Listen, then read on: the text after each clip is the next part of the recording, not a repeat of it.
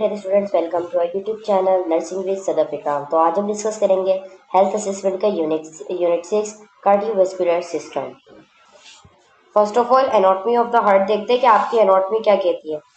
As you already know what is anatomy of the heart, what is the location of the heart, where is it is present, ठीक है, how many chambers does it have, ये सब आप लोगों को already पता है। लेकिन जब हम किसी चीज़ के बारे में एबनॉर्मलिटी पढ़ते हैं, क्योंकि हम हेल्थ असेस के अंदर इसमें असेसमेंट करेंगे, तो हम जब एबनॉर्मलिटी के बारे में पढ़ते हैं तो हमें उससे पहले लाजमन ये पता होना चाहिए कि वो नॉर्मल चीज़ है क्या। और नॉर्मल चीज़ के पता होने से पहले हमें ये पता होना चाहिए कि उस चीज़ की एनाटॉमी क्या है, उस ऑर्गन की लोकेशन कहाँ है, वो ऑर्गन स्ट्रक्चरली फंक्शनली क्या काम करता है, क्यों करता है, इससे क्या बेनिफिट होता है। ये जितनी भी चीजें होती है तमाम की तमाम वो हमारे पास एनाटॉमी ऑफ द हार्ट में होती है। तो हार्ट एनाटॉमी हमें क्या कहती है? Heart is a hollow muscular organ about the size of a close fist. It's located between the lungs and the mediastinum, behind and to the left of the sternum. Heart spans the area from the second to fifth intercostal space. Its right border aligns with the right border of the sternum. Left border aligns with the left midclavicular line. Heart आपका एक होलो muscular pumping organ है। आप इसका जो size होता है, जब आप अपनी फिस्ट को क्लोज करते हो तो हार्ट का साइज बनता है, ठीक है। ये लोकेटेड होता है मीडियास्टिनम स्पेस में। मीडियास्टिनम क्या होता है? यस, ये आपसे सवाल हो सकता है, व्हाट इज मीडियास्टिनम स्पेस?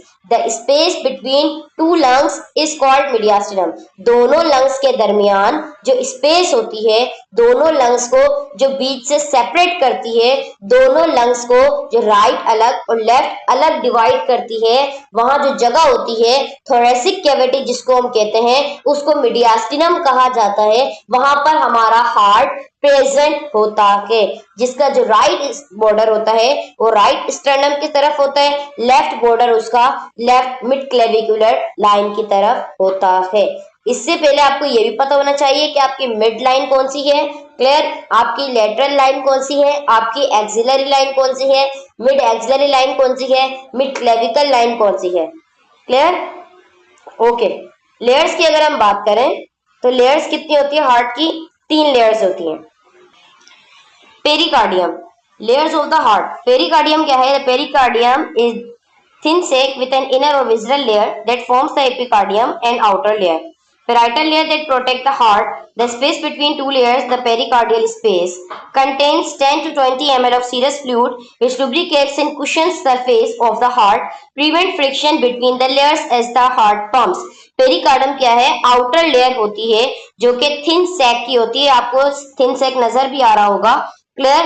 उसके बाद जो ये दो में डिवाइड होती है, पेरिकार्डियम की भी अपनी 2 लेयर होती हैं। एक होती है विजरल लेयर जो कि एपिकार्डियम यानी कि पेरिकार्डियम के साथ होती है, एक होती है पेराइटल लेयर। तो इसके दरमियान एक फ्लूइड प्रेजेंट होता है। किसके दरमियान? जो पेरिकार्डियम की 2 लेयर हैं, पेराइटल और विजिलर, इन दोनों के दरमियान एक फ्लूइड प्रेजेंट होता है जिसको हम कहते हैं पेरिकार्डियल फ्लूइड। पेरिकार्डियल स्पेस के अंदर होता है, क्लियर, जहां पर 10 to 20 ml of serous fluid present होता है जो कि दोनों लेयर्स के दरमियान लुब्रिकेशन करवाता है और कुशन, कुशन का मतलब होता है सपोर्ट, प्रोटेक्ट देना, सपोर्ट प्रोवाइड करता है सरफेस ऑफ द हार्ट को, यानी कि जब वो पंप करता है तो उसके दरमियान फ्रिक्शन से हार्ट आपका बच सके और वहां पर कोई भी इंजरी ना हो। नेक्स्ट है आपके पास atria and ventricles. Atria and ventricles क्या है? Atria, heart is 4 chambers, as you already know, 2 atria 2 ventricles, separated होता है, कार्डिक सेप्टम होता है बीच में और उससे ये क्या होता है? डिवाइड होता है। अपर एट्रिया हैव थिन वॉल्स होते हैं और इसके अंदर क्या होता है? रिजर्वायर्स ऑफ ब्लड, यानी कि यहाँ पर ब्लड रिजर्वायर, ये ब्लड कलेक्टिंग का काम होता है। जैसे कि राइट एट्रियम जो होता है वो आपके इंफीरियर वेना केवा, सुपीरियर वेना केवा से ब्लड रिसीव करता है। इसी तरीके से जब वो राइट वेंट्रिकल में आ जाता है, फिर वो पल्मोनरी ट्रंक के थ्रू लंग्स में जाता है, लंग्स से दोबारा कहाँ पर आता है? पल्मोनिक जो आपका वॉल होता है उसके थ्रू कहां पर आता है? लंग से लेफ्ट वेंट्रिकल में आता, सॉरी लेफ्ट एट्रियम में आता है। तो अपर के जो 2 एट्रियम होता है रिजर्वायर ऑफ ब्लड होते हैं, मतलब कि ये ब्लड को रिसीव करते हैं, clear. They also boost the amount of blood moving into the lower ventricle. साथ साथ में ये क्या करते हैं, जो अमाउंट ऑफ ब्लड होता है उसको लोअर वेंट्रिकल्स के अंदर मूव करवाते हैं, क्योंकि ब्लड राइट एट्रियम से राइट वेंट्रिकल में आता है, लेफ्ट एट्रियम से लेफ्ट वेंट्रिकल में आता है, which fills primarily the gravity, और इसके अंदर एक ग्रेविटी होती है। ठीक है, left ventricle pumps blood against a much higher pressure than the right ventricle. Left ventricle जो है वो उसके अंदर प्रेशर ज्यादा होता है और वो ब्लड को पंप करता है, इसमें ज्यादा प्रेशर होता है, राइट वेंट्रिकल में कम होता है, क्योंकि राइट वेंट्रिकल से जब ब्लड इजेक्ट आउट होता है तो वो पल्मोनरी ट्रंक के थ्रू या पल्मोनरी ट्रंक के थ्रू कहाँ जाता है, वो लंग्स में जाता है। क्लियर? जबकि आपका जो लेफ्ट वेंट्रिकल होता है वो कहाँ पे ब्लड सप्लाई करता है, अयोटा में। फिर अयोटा आगे जाके मजीद डिवाइड होता है, ascending aorta, descending aorta, abdominal aorta, इसकी ब्रांचेस निकल जाती हैं। फिर इस तरीके से ये हमें ओवरऑल बॉडी में ब्लड सप्लाई करता है। तो राइट वेंट्रिकल से ज्यादा प्रेशर लेफ्ट वेंट्रिकल का होता है, क्योंकि राइट वेंट्रिकल से तो लंग्स में जा रहा है, ठीक है, उसमें प्रेशर कम लग रहा है, लेकिन लेफ्ट वेंट्रिकल में प्रेशर इसलिए ज्यादा लग रहा है क्योंकि वो ओवरऑल बॉडी में जा रहा होता है, अयोटा से इजेक्ट हो गए। So it's wall it's 2.5 times thicker, तो इसीलिए लेफ्ट वेंट्रिकल के जो वॉल्स होते हैं बहुत ज्यादा थिक होते हैं। अब हम वेसल्स की बात कर लेते हैं। वेसल्स क्या है? Leading into and out the heart are the great vessels, the inferior vena cava, the superior vena cava, the aorta, pulmonary artery, 4 pulmonary veins. Vessels कौन कौन सी है? मेजर वेसल्स की हमने बात की है, जो कि हार्ट की ग्रेट वेसल्स में मानी जाती हैं। इंफीरियर वेना केवा, सुपीरियर वेना केवा, जहां से ब्लड आपकी बॉडी से वापिस आता है राइट एट्रियम में, अयोटा ब्लड जाता है। पल्मोनरी आर्टरी जो कि ब्लड को वेंट्रिकल से यानी कि राइट वेंट्रिकल से लंग्स तक लेकर जाती है, और 4 पल्मोनरी वेन्स आपके पास प्रेजेंट होती हैं। कार्डिक सर्कुलेशन क्या है? Deoxygenated venous blood return to the right atrium through the superior vena cava, inferior vena cava, coronary sinus. वही बात आ गई कि देखो सर्कुलेशन कैसे होती है, ये आपको स्टेप्स दिए हैं, 5 स्टेप्स हैं, ये आपको फिंगर टिप पे याद होने चाहिए कि फर्स्ट स्टेप में क्या हुआ, सेकंड में क्या हुआ, थर्ड में, फोर्थ में एंड देन फिफ्थ में। तो फर्स्ट में क्या होता है, कार्डिक सर्कुलेशन स्टार्ट जब होती है तो जो डीऑक्सीजनेटेड वीनस ब्लड होता है, याद रखो कि हमेशा जो वेन्स होती हैं उसके अंदर डीऑक्सीजनेटेड ब्लड होता है, लेकिन वाहिद पल्मोनरी वेन एक ऐसी होती है जो कि हार्ट से वेंट्रिकल्स में एट्रियम में आती है, लंग से, और उसके अंदर ऑक्सीजनेटेड ब्लड होता है। क्लियर? क्योंकि जो डीऑक्सीजनेटेड लंग्स तक लेकर जाती है वो पल्मोनरी आर्टरी के थ्रू जाता है और वेन्स के थ्रू आता है, यहाँ पर वाइस वर्सा है। अदरवाइज आपकी ओवरऑल बॉडी में जो आपका वेन्स होती है वहां पर डीऑक्सीजनेटेड ब्लड होता है, और आर्टरीज के अंदर कौन सा ब्लड होता है? ऑक्सीजनेटेड ब्लड होता है। तो अब हम बात कर लेते हैं कि डीऑक्सीजनेटेड वीनस ब्लड यानी कि कौन सा वीनस ब्लड? इंफीरियर वेना केवा से, सुपीरियर वेना केवा से ब्लड जब राइट एट्रियम में जाता है, इंफीरियर वेना केवा, सुपीरियर वेना केवा से, और कोरोनरी साइनस से, अब वो कहाँ चला गया? राइट एट्रियम में। Blood in the right atrium empties into the right ventricle which contract. अब राइट एट्रियम का काम क्या है कि वो कॉन्ट्रैक्ट होगा, वॉल्व जो लगे होते हैं वो ओपन होंगे, ट्राइकस्पिड वेल्व ओपन होगा, और राइट वेंट्रिकल से राइट एट्रियम से ब्लड राइट वेंट्रिकल की तरफ मूव करेगा। क्लियर? अब ब्लड पहले कहाँ था? राइट एट्रियम में था, अब कहाँ आ गया? राइट वेंट्रिकल में आ गया। थर्ड में क्या होता है? Blood is ejected through the pulmonic valve into the pulmonary artery, then travels into the lungs to be oxygenated. अब ब्लड जो है वो इजेक्ट आउट होता है पल्मोनिक वेल्व के थ्रू। ठीक है, हमारे पास 2 किस्म के स्पेशल वेल्व होते हैं ना, ठीक है, आयोटिक वेल्व जिसको हम कहते हैं, और एक को हम कहते हैं पल्मोनिक वेल्व। आयोटिक में आपके पास ट्राइकस्पिड बाइकस्पिड आ जाता है, पल्मोनिक में आपके पास पल्मोनिक वेव, ठीक है, और आयोटा आता है। अच्छा, ब्लड जब राइट वेंट्रिकल से कहां पर जाएगा? पल्मोनरी वेल्व ओपन होगा, फिर वहां से पल्मोनरी आर्टरी उस ब्लड को लेकर लंग्स तक जाएगी ऑक्सीजनेटेड करवाने। क्लियर? कौन सी क्या लेकर जाएगी? Pulmonary artery. ये आपके पास एक एमसीक्यूज भी आ सकता है कि वाहिद ये एक ऐसी आर्टरी होती है जो कि डीऑक्सीजनेटेड ब्लड को लेकर लंग्स तक जाती है ऑक्सीजनेटेड के लिए। Clear? Okay, from the lungs, अब लंग्स में क्या होता है? Blood travels to the left atrium through the pulmonic veins. अब वहां पर जब गैसेस एक्सचेंज हो गई, ब्लड डीऑक्सीजनेटेड से ऑक्सीजनेट हो गया, उसके बाद ब्लड ट्रेवल्स करता है लेफ्ट एट्रियम में। कहां से आता है? पल्मोनरी वेन्स जो कि लंग से आती हैं वो लेकर लेफ्ट वेंट्रिकल में आती हैं, लेफ्ट एट्रियम में आती हैं, सॉरी। जब वो लेफ्ट एट्रियम में आती हैं तो लेफ्ट एट्रियम उस ब्लड को वेंट्रिकल्स तक पहुंचाने के लिए खुद को कॉन्ट्रैक्ट करता है और वहां पर mitral valve, bicuspid valve open हो जाता है, जिसकी मदद से लेफ्ट एट्रियम में मौजूद ब्लड लेफ्ट वेंट्रिकल में आता है। फिर उसके बाद ब्लड जो है वो पंप आउट होता है हर एक कॉन्ट्रैक्शन में आयोटिक वेल्व के जरिए, और ये आयोटा आपकी ओवरऑल बॉडी में ब्लड को सप्लाई करता है। इसको याद करने का तरीका ये है कि मैंने जितने भी आपको पॉइंट्स बताए हैं इसको आप लिख लो। क्लियर? मैंने उर्दू में आपको बताया, उर्दू में समझ आ रहा है, इंग्लिश में समझ आ रहा है, फारसी में समझ आ रहा है, पश्तो में समझ आ रहा है, जिस जबान में आपको समझ आ रहा है और जिस राइटिंग में, ठीक है। तो इसको लिख लो, पॉइंट पे पॉइंट लिखो, ये आपसे वाइवा में पूछा जा सकता है। और जबकि ये 7th क्लास के स्टूडेंट्स को सिखाई जाती है कि सर्कुलेशन कैसे होती है, ठीक है। तो ये आपके वाइवा के लिए भी इंपॉर्टेंट है। ओके, वेल्व्स की अगर हम बात करें, वेल्व्स क्या होते हैं in the heart, keep blood flowing in only one direction through the heart. Healthy valves open and close passively as pressure changes within the four heart chamber। Valve क्या होते हैं? हार्ट के अंदर जो वेल्व होते हैं उनका काम होता है कि ब्लड फ्लो सिर्फ एक वन डायरेक्शन में होता है हार्ट के जरिए। मतलब कि अगर मोटर से पाइप का पानी जो है, पाइप अगर आप लगाते हो और वो पानी जो है वो टैंक को सप्लाई कर रहा है, ठीक है। तो जो पानी जो है वो टैंक को सप्लाई कर रहा है, जो पाइप है वो नीचे से ऊपर की तरफ जा रहा है, तो प्रेशर सिर्फ एक ही तरफ लग रहा है, तो वहां पर वेल्व लगा है बीच में पाइप के दरमियान कि जब पानी जा रहा है तो वेल्व ओपन हो जाता है, और जब पानी नहीं जाता तो वो वेल्व क्लोज हो जाता है। लेकिन वो वन डायरेक्शन में, ये ना दोबारा बैक फ्लो तो नहीं होता। इसी तरीके से जो आपके वेल्व होते हैं तो यहाँ पर भी वन डायरेक्शन में ब्लड सप्लाई होता है। जब ये ओपन होते हैं, क्लोज होते हैं पैसिवली, ठीक है, और इनके अंदर प्रेशर चेंज भी होता है हार्ट के 4 चैम्बर्स के अंदर। क्लियर? ऑन द कस्प क्या है कि हर एक वेल्व जो है वो लीफलेट टाइप स्ट्रक्चर होता है। कस्प, इसके कस्प बने होते हैं, नीचे आपको पिक्चर में नजर भी आ रहे हैं, कस्प बने होते हैं। क्लियर?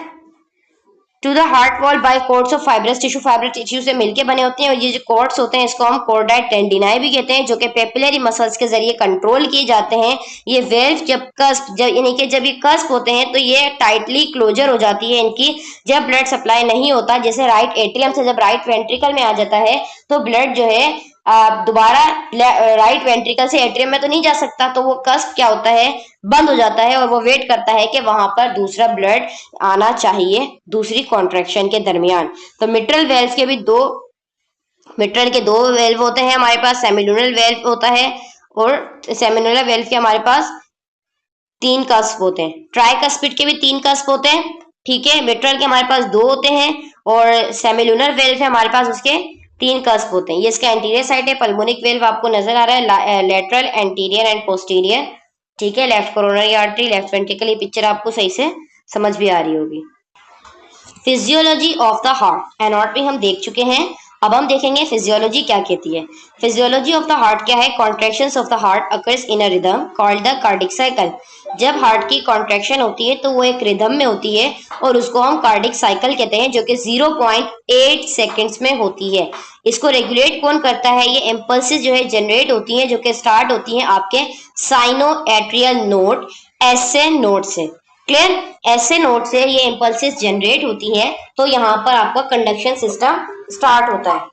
कार्डिक कंडक्शन क्या है? हार्ट कंडक्शन सिस्टम है, जो कि heart pacemaker, primary pacemaker, naturally pacemaker आपका ऐसे नोड है। जब ये इम्पल्सेस ऐसे नोड से लीव करती हैं तो ये एट्रियल की तरफ, यानी कि बेचमेंट्स बंडल, जिसको हम एट्रियोवेंट्रिकुलर नोड कहते हैं, वहां तक पहुंचती है। उसके बाद इंटरनोडल पाथवे से एट्रियोवेंट्रिकुलर नोड से पहुंचने के बाद ये इम्पल्सेस जाती हैं एवी नोड के जरिए, ट्रेवल करती हैं आपके वेंट्रिकल्स तक। First down bundle of His, AV node से जाती है बंडल ऑफ हिस में, बंडल ब्रांचीज में, और फिर ये परकंजी फाइबर्स के अंदर चली जाती हैं। देखो सिंपली होता क्या है कि ये आपको साइनो एट्रियल नोड दिया हुआ है, ठीक है, जहां पर ये आपको नजर आ रहा है कि ये पंप करने के लिए यहाँ पर एक नर्स को बिठाया गया है। जब ये पंप करेगी तो यहाँ से ऐसे नोड से इंपल्सेस जनरेट होके एवी नोड आपको नजर आ रहा है, एवी नोड तक पहुंचेगा। एवी नोड पे पहुंचने के बाद ये बंडल ऑफ हिस तक जाता है। बंडल ऑफ हिस राइट और लेफ्ट ब्रांचेस में डिवाइड होता है, फिर वो परकंजी फाइबर्स के पास जाता है। तो ये यानी कि आपके हार्ट के अंदर इलेक्ट्रिकल इंपल्सेस का जनरेट होना, हार्ट का कॉन्ट्रैक्ट और रिलैक्स होना is called conduction system of the heart is called cardiac cycle which may consist in 0.8 second in each contraction। 0.8 second में आपकी कार्डिक साइकिल क्या होती है, कंप्लीट होती है। अब हम वेस्कुलर सिस्टम की एनाटॉमी देखते हैं, यानी कि जो आपकी वेसल्स हैं, तो उसमें आपके पास एनाटॉमी क्या आती है। Look at the cardiac cycle. Cardiac cycle consist of systole यानी कि systole, the period when the heart contracts and send blood into the outward journey, and diastole diastole, the period when the heart relax and fill with the blood. Cardiac cycle में क्या होता है, हमारे पास cardiac cycle दो चीजों पे मुश्तमिल होती है, कार्डिक साइकिल सिस्टोल और डायस्टोल। हम ब्लड प्रेशर लेते हैं तो रीडिंग हमारे पास दो आती है, सिस्टोल डायस्टोल। सिस्टोल का मतलब ये होता है कि जब आपका हार्ट कॉन्ट्रैक्ट हो रहा है और वो ब्लड जो है आगे भेज रहा है, जब वो आगे भेजेगा तो वो कॉन्ट्रैक्ट हो जाएगा। क्लियर। डायस्टोल में क्या होता है, हार्ट आपका रिलैक्स हो जाता है, मतलब कि अब वहां पर ब्लड फिल हो गया है।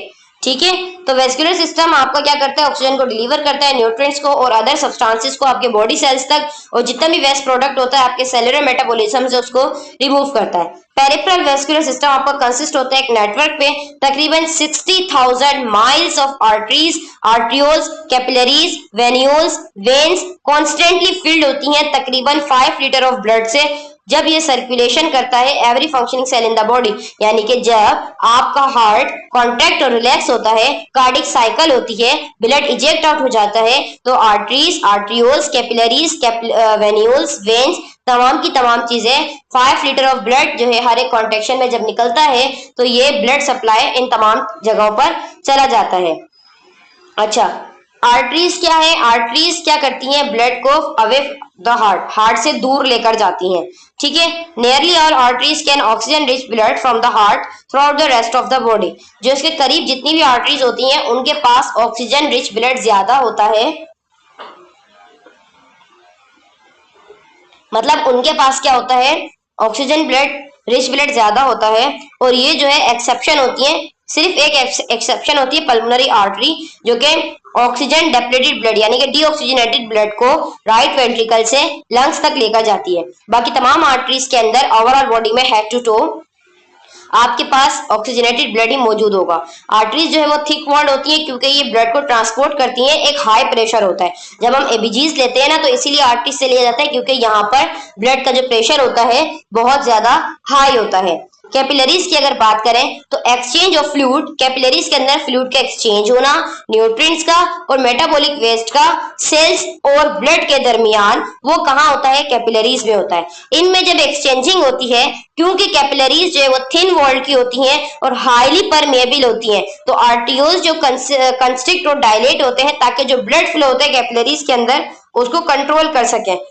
और वेन्यूल्स का काम क्या होता है, ब्लड को गैदर करना कैपिलरीज से, यानी कि कैपिलरीज से ब्लड कौन कलेक्ट कर रहा है, वेन्यूल्स कलेक्ट करते हैं। अब वेन्स क्या है, वेन्स क्या करते हैं, ब्लड को कैरी करते हैं टुवर्ड द हार्ट, हार्ट तक लेके जाता है। मोस्ट कैरी ऑक्सीजनेटेड डेप्लेटेड ब्लड होता है, ठीक है, with the exception of the pulmonary veins. Pulmonary vein के अलावा आपकी जितनी भी वेन्स होती हैं सबके अंदर डीऑक्सीजनेटेड ब्लड मौजूद होता है, ठीक है, क्योंकि पल्मोनरी वेन क्या करती है, ऑक्सीजनेटेड ब्लड को लंग से लेके लेफ्ट एट्रियम में आती है। तो वेन एक लार्ज रिजर्वायर होता है जहां पर सर्कुलेट ब्लड जो सर्कुलेट होता है। वेन्स के जो वॉल्स होते हैं बहुत ज्यादा थिनर होते हैं, मोर प्लायबल होते हैं, जो कि वॉल होते हैं आर्टरी के उससे ज्यादा थिन होते हैं। क्लियर। वेन्स के कंटेन करते हैं, इसके अंदर वेल्व होते हैं जो कि पीरियडिक इंटरवल्स का काम करते हैं ताकि ब्लड फ्लो बैकवर्ड की तरफ ना हो, यानी कि जब एक चीज नीचे से ऊपर चली गई तो वो वेल्व क्लोज हो जाता है, फिर वो ब्लड दोबारा नीचे बैक फ्लो नहीं हो सकता। तो ये पॉइंट है आपको याद करने का है इसके अंदर कि आर्टरीज के अंदर वेल्व नहीं होते, बट वेन्स के अंदर वेल्व मौजूद होते हैं। आर्टियल सिस्टोल क्या है, एट्रिया जब कॉन्ट्रैक्ट होता है तो वो ब्लड को वो एम्प्टी हो जाता है और ब्लड कहाँ चला जाता है, वेंट्रिकल में चला जाता है। तो जैसे प्रेशर वेंट्रिकल्स के अंदर आता है तो वेंट्रिकल्स का प्रेशर क्या होता है, राइज हो जाता है, बढ़ जाता है। तो मिट्रल और ट्राइकस्पिड वेल्व जो होते हैं स्नैप शट यानी कि वो क्लोज हो जाते हैं, producing the first heart sound S1। जब मिट्रल और ट्राइकस्पिड वेल्व बंद हो जाते हैं तो वहां पे हमें साउंड मिलता है S1, जो कि आवाज आती है लब, और वो हमारे पास नॉर्मल साउंड होता है। वेंट्रिकुलर सिस्टोल क्या होता है, ये शॉर्टली होता है कि जब सिस्टोल हो जाता है उसके बाद वेंट्रिकुलर सिस्टोल होता है, तो वेंट्रिकल्स कॉन्ट्रैक्ट होते हैं, ब्लड इजेक्ट आउट होता है हार्ट में, या तो हार्ट से लंग्स की तरफ जा रहा है, राइट वेंट्रिकल से लंग्स की तरफ जा रहा है, रेस्ट ऑफ द बॉडी भी जाता है, यानी कि जब लेफ्ट वेंट्रिकल से आयोटा में जाता है तो rest of the body complete body में भी जाता है। ठीक है, तो एट द एंड ऑफ क्या होता है, वेंट्रिकुलर जब कॉन्ट्रेक्शन होती है, at the end of ventricular contraction, ventricular की एंड कॉन्ट्रेक्शन पे क्या होता है, ये जो आयोटिक और पल्मोनिक वेल्व होता है स्टेप शट, जब ये क्लोज होते हैं तो यहाँ पर हमें S2 साउंड मिलता है, जो कि सुनाई देता है डब की तरह। तो लब डब साउंड हमारे पास दो होते हैं जो कि नॉर्मल होते हैं, लब डब। लब होता है S1, डब होता है S2।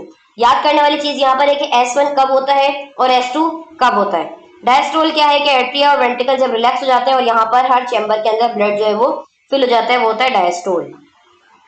And arteries of the vascular system, major arteries कौन सी होती हैं, as we already discussed, and major veins कौन सी होती हैं, this is already we have discussed in the previous slides. तो मेजर आर्टरीज आपको पिक्चर में नजर आ रही होंगी, occipital artery, external carotid artery, ये सारी आपकी जो है मेजर वेन्स और आर्टरीज होती हैं वेस्कुलर सिस्टम की। ठीक है, और ये जो है आपको ब्लड सप्लाई करती हैं। Finger on the pulse, arterial pulses are pressure waves of blood generate by the pumping action of the heart। आर्टियल pulses जो है प्रेशर वेव्स जो होता है मतलब कि प्रेशर जनरेट होता है तब हम पल्स चेक करते हैं। Clear. Finger on the pulse, finger on the pulse का मतलब ये होता है कि कभी कभी आपको पल्सेशन महसूस होती है, तो आर्टियल पल्सेस का मतलब ये होता है कि प्रेशर जो होता है आर्टरीज के अंदर वो एक वेव्स की तरह चल रहा होता है, ब्लड जनरेट होता है, वहां पर एक पंपिंग एक्शन होता है हार्ट की तरफ से। जितनी भी वेसल्स होती हैं आर्टियल सिस्टम होता है और पल्सेशन होता है उसके अंदर, लेकिन ये पल्सेशन जो है felt only when and arteries lies near the skin. ये आपको जब पल्सेट होती हैं, पल्पेट जब आप कर सकते हो या पल्सेट आप कर सकते हो जब आर्टरीज जो है, एक तो होता है सुपरफिशियल आर्टरी, एक होता है डीप आर्टरी। तो डीप में इतनी ज्यादा पल्सेशन नहीं होती, हाँ अगर स्किन के करीब है तो आपको पल्सेशन हो सकती है, बकायदा जब आप गौर से देखते हो तो आपको नजर भी आती है।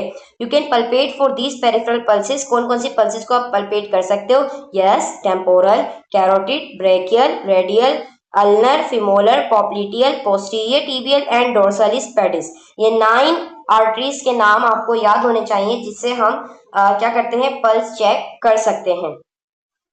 ओके, मेजर वेन्स को कौन सी होती है ये भी आपको पिक्चर में दी गई है। तो मेजर वेन्स भी आपने देखनी, बेसिकली आपके वाइवा के लिए इंपॉर्टेंट है, आपके एग्जाम के लिए इंपॉर्टेंट नहीं है आर्टरीज और वेन्स के नाम। हम अपने टॉपिक पे आते हैं, हमारा टॉपिक अब स्टार्ट हो रहा है असेसमेंट।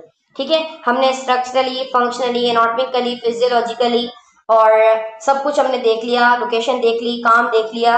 अब जो बात आती है वो यहाँ पर आती है कि भाई असेसमेंट कैसे करते हैं। तो as with assessment of other body system, जैसे हम तमाम बॉडी सिस्टम का असेसमेंट करते हैं, you will inspect, palpate, percuss, auscultation. जब हम इसकी बात करें असेसमेंट की तो आपको पता होना चाहिए फिजिकल असेसमेंट क्या है। हेड टू टो एग्जामिनेशन की हमारे पास 4 कंपोनेंट्स होते हैं, yes, inspection, palpation, percussion, auscultation, जो कि हम बॉडी के पार्ट का कोई भी हिस्सा जब हम असेसमेंट कर रहे होते हैं तो हम इन्हीं टेक्निक्स को फॉलो करते हैं। लेकिन हर जगह, हर ऑर्गन में, हर सिस्टम में ये चारों टेक्निक्स फॉलो नहीं होती। फॉर एग्जाम्पल अगर कान का असेसमेंट कर रहे हो तो आप इंस्पेक्ट कर सकते हो, आप परकस कर सकते हो। ठीक है, आप पल्पेट नहीं करो, हाँ अगर आपको पल्सेशन वहां महसूस हो रही है, लिम्फ नोड्स मिल रहे हैं, आप पल्पेट कर सकते हो, ऑस्कल्टेट तो आप नहीं कर सकते। क्लियर। तो कुछ जगह पर ये चारों कंपोनेंट्स यूज होते हैं, कहीं जगह पर एक यूज होता है, कहीं पर 2 यूज होते हैं, कहीं 3 यूज होते हैं, लेकिन आपके कंपोनेंट्स यही हैं जो कि आपको पता होना चाहिए। During your assessment of the cardiovascular system आप इन चारों चीजों का इस्तेमाल करोगे, which is inspection, palpation, percussion and auscultation. Assessing general appearance, सबसे पहले आप जनरल अपीयरेंस देखोगे। First take a movement to assess the patient general appearance. जब पेशेंट आपके पास आता है, यस, तो सबसे पहले आप ये नहीं पूछोगे कि आपको क्या मसला है, आप ये नहीं पूछोगे कि आपको कहाँ पेन है, आप ये पल्पेट करना नहीं शुरू हो जाओगे, आप सबसे पहले इंस्पेक्शन करोगे। इंस्पेक्शन क्या होता है, विदाउट टच जब visual examination is called inspection. क्या आप पेशेंट को टच नहीं करते, आप सिर्फ देखते हो, और क्या देखते हो, उसकी जनरल अपीयरेंस देखते हो। हेड टू टो आप जस्ट ऑब्जर्व करते हो पेशेंट के मतलब कि जनरल अपीयरेंस में आप क्या देखोगे, इज ही ओवरली थिन, क्या वो बहुत ज्यादा दुबला है, ओबीस, क्या वो बहुत ज्यादा ओबेसिटी का है, अलर्ट, एंशियस, क्या उसके अंदर, क्या वो गुस्से में है, क्या वो नर्वस है, नोट स्किन कलर, फिर आप स्किन कलर देखोगे, यस, टेम्परेचर देखोगे, टारगेट चेक करते हो, आप टेक्सचर चेक करते हो। आर इस फिंगर क्लब, क्या उसकी फिंगर जो है वो क्लब्ड है। क्लब फिंगर किस चीज का साइन होता है, यस, जब डिक्रीज ऑक्सीजन हो जाए आपके ब्लड के अंदर, हाइपोक्सिमिया हो जाए, हाइपोक्सिया हो जाए, टिश्यूज के अंदर ब्लड का कम हो जाना, और आपके ब्लड के अंदर ऑक्सीजन का कम हो जाना, ये निशानदेही करता है कि उस पेशेंट की फिंगर जो है वो क्लब फिंगर हो सकती हैं। तो क्लब फिंगर भी हो सकती हैं। Clear. Clubbing is a sign of chronic hypoxia. Clubbing एक ऐसा क्रॉनिक हाइपोक्सिया साइन है जिसमें लेंथी कार्डियोवास्कुलर रेस्पिरेटरी डिसऑर्डर हो सकता है। If the patient is dark skin, अगर पेशेंट की डार्क स्किन है, ठीक है, इंस्पेक्ट करेंगे उसके म्यूकस मेम्ब्रेन पेलर, यानी कि उसको पेलर स्किन मेम्ब्रेन उसकी येलो तो नहीं है। फिर हम चेक करेंगे असेसिंग द नेक वेसल्स, हम नेक वेसल्स को चेक करेंगे। Inspection, inspect the vessels in the patient's neck, जब हम पेशेंट की नेक को देखेंगे सबसे पहले इंस्पेक्शन करेंगे।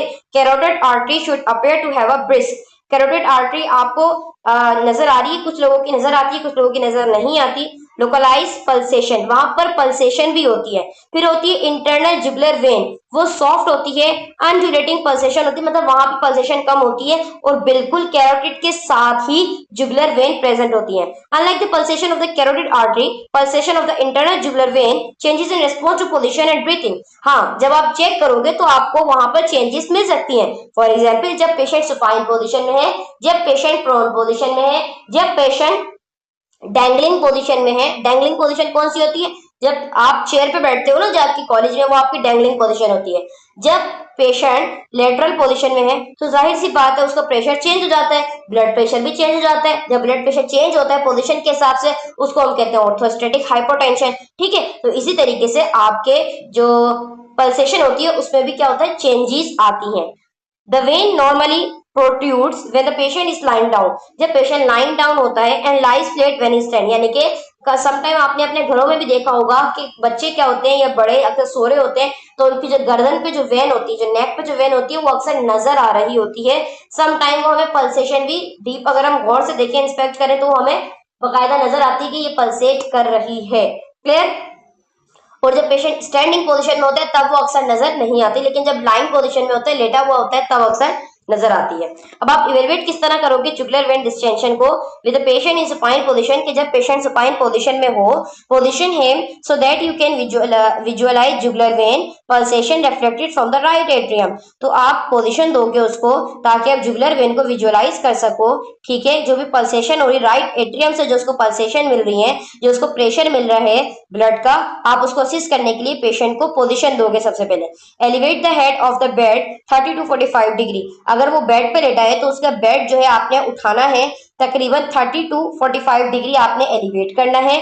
Locate the angle of Louis, यानी कि एक्सटर्नल नोच आपने देखनी है। To do so palpate the clavicles where they join the sternum, आपने क्लेविकल्स को देखना है जहां पर ये स्टर्नम से ज्वाइन हो रही है, उसको हम कहते हैं the suprasternal knows.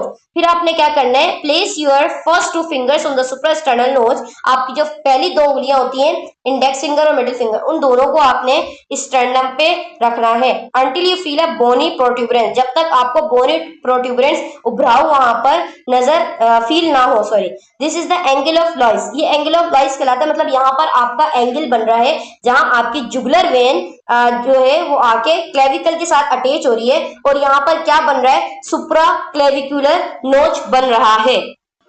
Find the internal jugular vein, अब आपने इंटरनल जुगुलर वेन को देखना है। It indicate venous pressure more reliably than the external jugular vein, और जो इंटरनल जुगुलर वेन होती है यहाँ पर वीनस का प्रेशर बहुत ज्यादा होता है, एक्सटर्नल से ज्यादा होता है, क्योंकि ये इंटरनल है। Shine a flashlight across the patient's neck to create shadows that highlights its venous pulse. हाँ, आप फ्लैश लाइट का भी इस्तेमाल कर सकते हो पेशेंट्स की नेक पर, ताकि शेडो पड़ने की वजह से आपको जो वीनस पल्स है वो हाईलाइट हो सकता है. But be sure to distinguish jugular vein pulsation from carotid artery pulsation. हाँ, ये मेन चीज है यहाँ पर. भाई आपसे ये वाइवा में पूछा जा सकता है, क्योंकि जो हमारी कैरोटिड आर्टरी है उसी के साइड में तो जुगुलर आर्टरी है, जैसे मैंने ऑलरेडी आपको बताया. लेकिन अब पल्सेशन तो दोनों में हो रही है. ठीक है, तो अब आप ऐसा नहीं है जब आप शेडो से चेक करो तो वो कैरोटिड आर्टरी का दे रहा हो और आपको लगे कि ये जुगुलर वेन की है. नहीं, आपको पहचानना होगा कि जुगुलर वेन की कौन सी है पल्सेशन और कैरोटिड आर्टरी की कौन सी है. You can do by this palpating the vessel. आप इस पल्पेट करोगे, आर्टियल पल्सेशन कंटिन्यू आपको मिलेगी, जबकि वीनस पल्सेशन आपको डिसअपेयर हो जाएगी कुछ टाइम के बाद. जब आर्टरीज को आप देखोगे ना, पल्सेशन आपको लगातार लगातार मिलेगी, जबकि वीनस जो है वो डिसअपेयर हो जाएगी, क्योंकि वहां पर ऑक्सीजन का जो ऑक्सीजन सप्लाई वो भी चेंज हो जाता है, क्योंकि जाहिर सी बात है वीनस के अंदर डीऑक्सीजनेटेड ब्लड होता है और डीऑक्सीजनेटेड ब्लड जो है वो आपके राइट एट्रियम में जाता है, क्योंकि ऑक्सीजनेट होकर उसको लेफ्ट वेंट्रिकल से फिर इजेक्ट आउट भी होना होता है. क्लियर. उसके बाद वीनस पल्सेशन इंक्रीज और डिक्रीज होती रहती है, क्योंकि उसके अंदर बॉडी पोजीशन के अंदर चेंज आता है, और आर्टेरियल पल्सेशन जो है रिमेन कांस्टेंट वैसी की वैसी ही रहती है. तो आपने लोकेट करना है कि हाईएस्ट पॉइंट कौन सा है जहां पर आप पल्सेशन देख रहे हो, यानी कि आपको वेन के अंदर हाईएस्ट पॉइंट कहां पर मिल रहा है, जहां पर आपको पीक पल्सेशन मिल रही है. उसके बाद है आपके पास using a centimetre ruler scale आप इस्तेमाल कर सकते हो, ताकि आप डिस्टेंस पता कर सको कि जहां पर हाईएस्ट पॉइंट की आपको स्टर्नल नोड से हाईएस्ट पॉइंट पे पल्सेटिंग मास मिल रहा है, वहां पर आपने उसको निशान लगाना होता है. उस फाइंडिंग को रिपोर्ट करना है, साथ साथ एक एंगल बनाना है जब पेशेंट लेटा हुआ हो, और फाइंडिंग आपकी ग्रेटर देन 1:4 या 1:3 and 3 to 4 centimetre sternal node के साथ होनी चाहिए. With the head of the bed आपका कितना होना चाहिए, 45 डिग्री एंगल पर. इंडिकेट जुगुलर वेन डिस्टेंशन, ताकि आपकी जुगुलर वेन जो है डिस्टेंट हो जाए.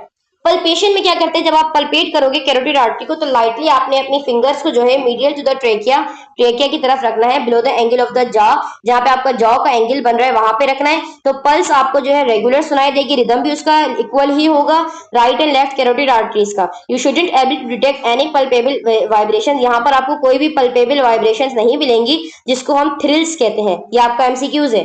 Don't palpate both carotid arteries at the same time. दोनों यानी कि राइट एंड लेफ्ट आर्टरीज को आपने दोनों को एक साथ पल्पेट नहीं करना, ठीक है, एट द सेम टाइम. और प्रेस टू फर्मली, और दोनों को एक साथ प्रेस भी नहीं करना, दोनों को एक साथ चेक भी नहीं करना. इफ यू डू, अगर आपने ऐसा किया, द पेशेंट में फेंट और बिकम ब्रेडिकार्डिया. तो पेशेंट जो है फेंट हो जाएगा और शैलो ब्रीथिंग पे चला जाएगा, और ब्रेडिकार्डिया यानी कि उसका रेट रिदम कम हो जाएगा.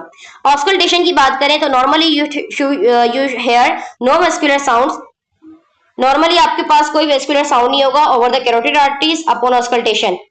जब आप ऑस्कल्टेशन करोगे तो कैरोटिड आर्टरीज के अंदर कोई आपको साउंड बेसिकली नहीं मिलेगा. यूजिंग द, आपने इसके अंदर क्या यूज करनी है, bell of the stethoscope. If you detect a blowing, अगर आपको वहां पर ब्लोइंग साउंड, स्विशिंग साउंड मिल रहा है, तो ये ब्रूट साउंड होता है, मतलब यहाँ पर ट्रबलेंट ब्लड फ्लो हो रहा है. ट्रबलेंट ब्लड फ्लो का मतलब ये होता है कि देखो, जब हम ड्राइव करते हैं, ठीक है, ड्राइव कर रहे हैं, अब हम गाड़ी बिल्कुल स्ट्रेट पाथवे आ रहा है, आपने बिल्कुल स्ट्रेट जाना है, तो आपका जो एक्सीलरेटर होता है वो बिल्कुल क्या होता है कि दरमियान में होता है, आप बिल्कुल स्ट्रेट जा रहे हो. बट अगर आपको मैप ने बताया टर्न राइट, ठीक है, अब आपने राइट टर्न करना है, तो आप अपनी स्पीड को कम करते हो, ठीक है, उसके साथ आप उसके क्लचेस का इस्तेमाल करते हो, ठीक, ब्रेक का इस्तेमाल करते हो, तो आपका जो फ्लो होता है गाड़ी का वो थोड़ा सा टर्बुलेंट हो जाता है, यानी कि टर्न हो जाता है. और अगर लीनियर पोजीशन में चलती रहे तो आपको, हाँ, अगर सामने कोई गाड़ी ना हो, ठीक है, तो आपका जो फ्लो होता है, यानी कि जो एक्सेलरेटर का जो फ्लो होता है वो आपका दरमियान में ही चल रहा होता है,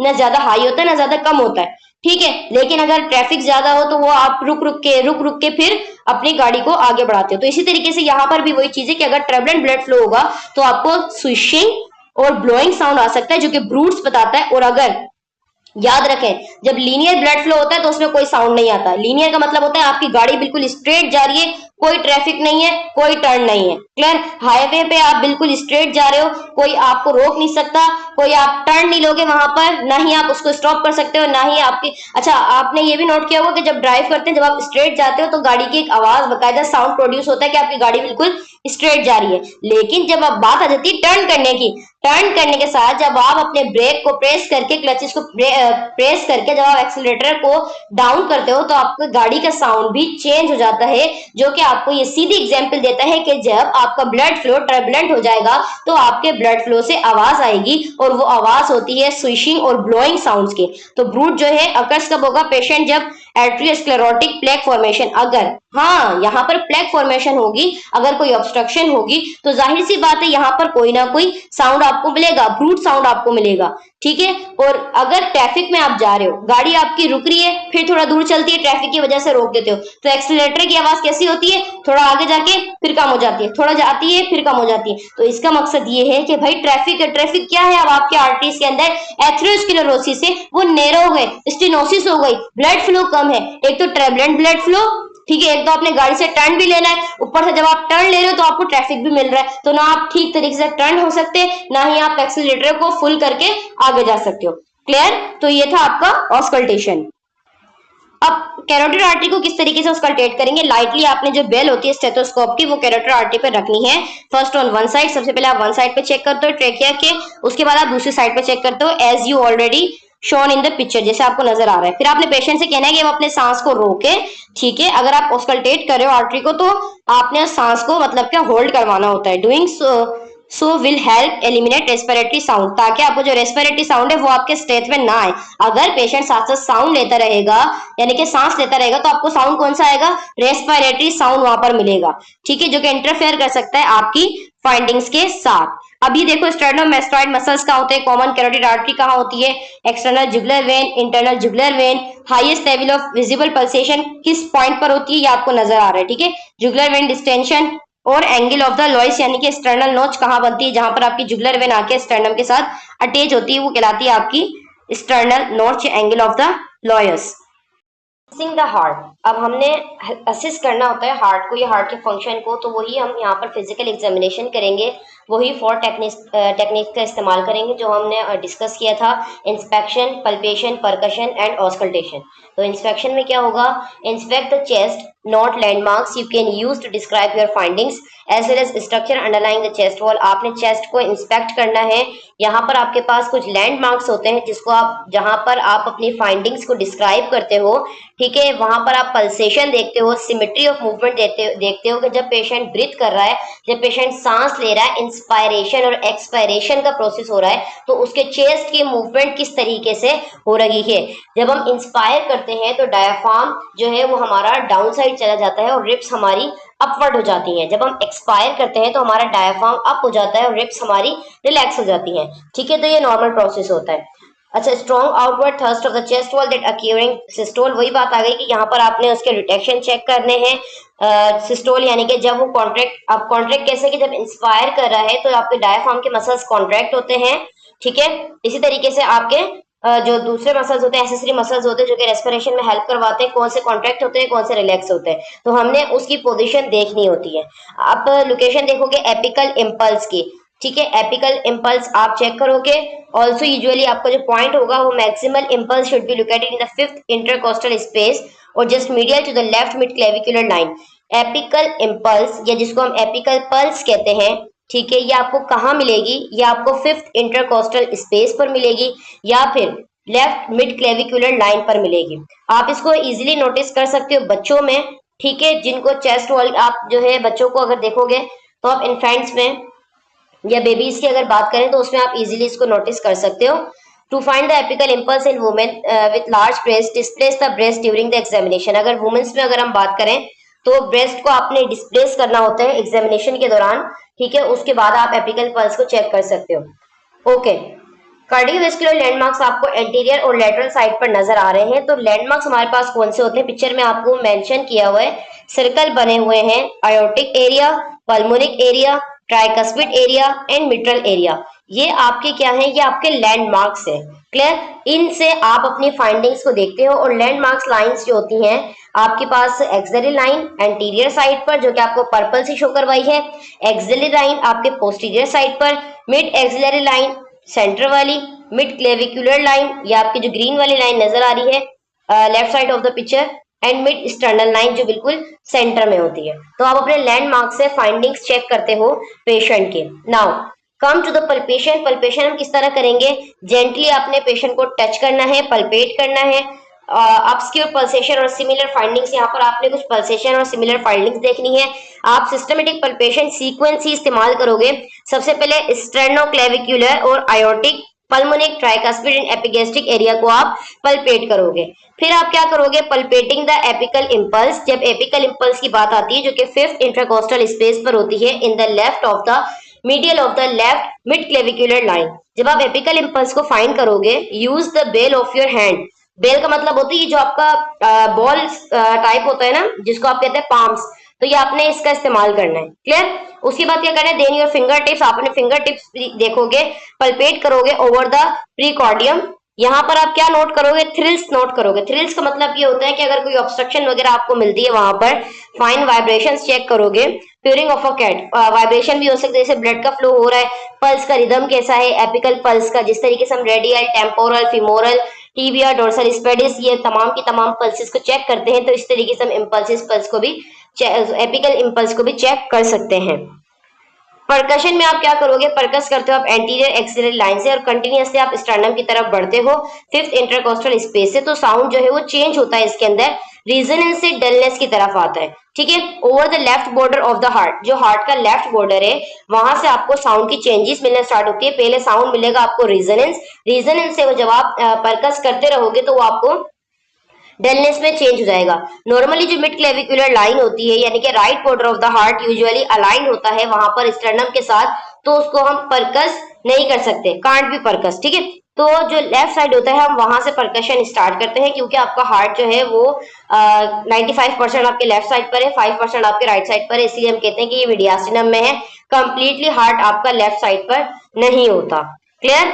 ऑस्कल्टेशन की अगर बात आ जाती है तो ऑस्कल्टेशन क्या है, use a zigzag pattern over the precordium. आपने एक जिगजिग पैटर्न का इस्तेमाल करना है। बी श्योर, आप इस चीज के लिए बी श्योर हो जाएं कि आप जब इंटायर प्रीकॉर्डियम को जब आप लिसनिंग करेंगे, सुनेंगे, तो आपने सिर्फ वेल्स पे नहीं सुनना, बल्कि हार्ट का रेट भी चेक करना है, हार्ट रिदम भी चेक करना है, आइडेंटिफाई करना है कि first and second heart sound कौन सा है, S1 and S2, as we already discussed in previous slide that when S1 come and when S2 come, यानी कि जब S1 कब आता है और S2 कब आता है, कि जब आपके जो आयोटिक वेल्व हैं वो बंद होते हैं यानी कि ट्राइकस्पिड, तो आपके पास साउंड आता है S1। ठीक है। Then listen for adventitious sound. अगर आपको एडवेंटिशियस यानी कि इसके अलावा अगर दूसरे साउंड आपको सुनने को मिले, जैसे कि third and fourth heart sound जिसको हम कहते हैं S3 एंड S4, तो और आपको मरमर साउंड मिले या फिर पेरिकार्डियल फ्रिक्शन रब मिले, scratchy rubbing sound. Pericardial friction रब कैसे, जो आपकी पेरिकार्डियम है उसकी दो लेयर है, एज वी ऑलरेडी डिस्कस, उसकी दो लेयर है, पेराइटल एंड विजिलल, उसके दरमियान एक फ्लूइड होता है। ठीक है। और उसको क्या कहते हैं, पेरिकार्डियल फ्लूइड। अगर किसी भी वजह से वो फ्लूइड खत्म हो जाता है या उसके अंदर फ्रिक्शन पैदा होती है, जब आप इन्फ्लेट होते हैं आपके लंग्स और डिफ्लेट होते हैं, ठीक है, तब क्या होता है, वो पेरिकार्डियम के लेयर दोनों विजिलल और पेराइटल आपस में रगड़ खाते हैं, जिसकी वजह से स्क्रैची साउंड या रबिंग साउंड आपके पास आ सकता है। और मरमर साउंड कौन सा होता है, वो साउंड जो कि आपके हार्ट में एबनॉर्मल साउंड प्रोड्यूस करता है, वो आपका कहलाता है मरमर साउंड। याद रहे कि मरमर साउंड ही सिर्फ आपके पास हार्ट में सुनाई देता है अगर आपकी बॉडी में किसी भी ऑर्गन से, किसी भी वेसल से, किसी भी आर्टरी से या एनी अदर पल्सेशन से आपके पास कोई एबनॉर्मल साउंड आता है, तो उसको हम कहते हैं ब्रूट्स। क्लियर। आगे हम डिस्कस करेंगे ब्रूट्स और मरमर में क्या फर्क है। और जो मरमर साउंड होता है ये सिर्फ और सिर्फ आपके हार्ट से रिलेटेड होता है, और हार्ट साउंड्स को जो एबनॉर्मल आता है S3 और S4 के अलावा उसको हम मरमर कहते हैं। मरमर क्या एमसीक्यूज लाजमी आता है कि मरमर साउंड कौन सा होता है, तो आगे मैं इसको एक ट्रिक बताऊंगी कि आप किस तरीके से इसको याद कर सकते हैं। रिमेंबर वन थिंग कि S3 and S4 is also abnormal sound but for the adult. बच्चों में अगर हमारे पास S3 साउंड आता है तो यह नॉर्मल होता है। क्लियर।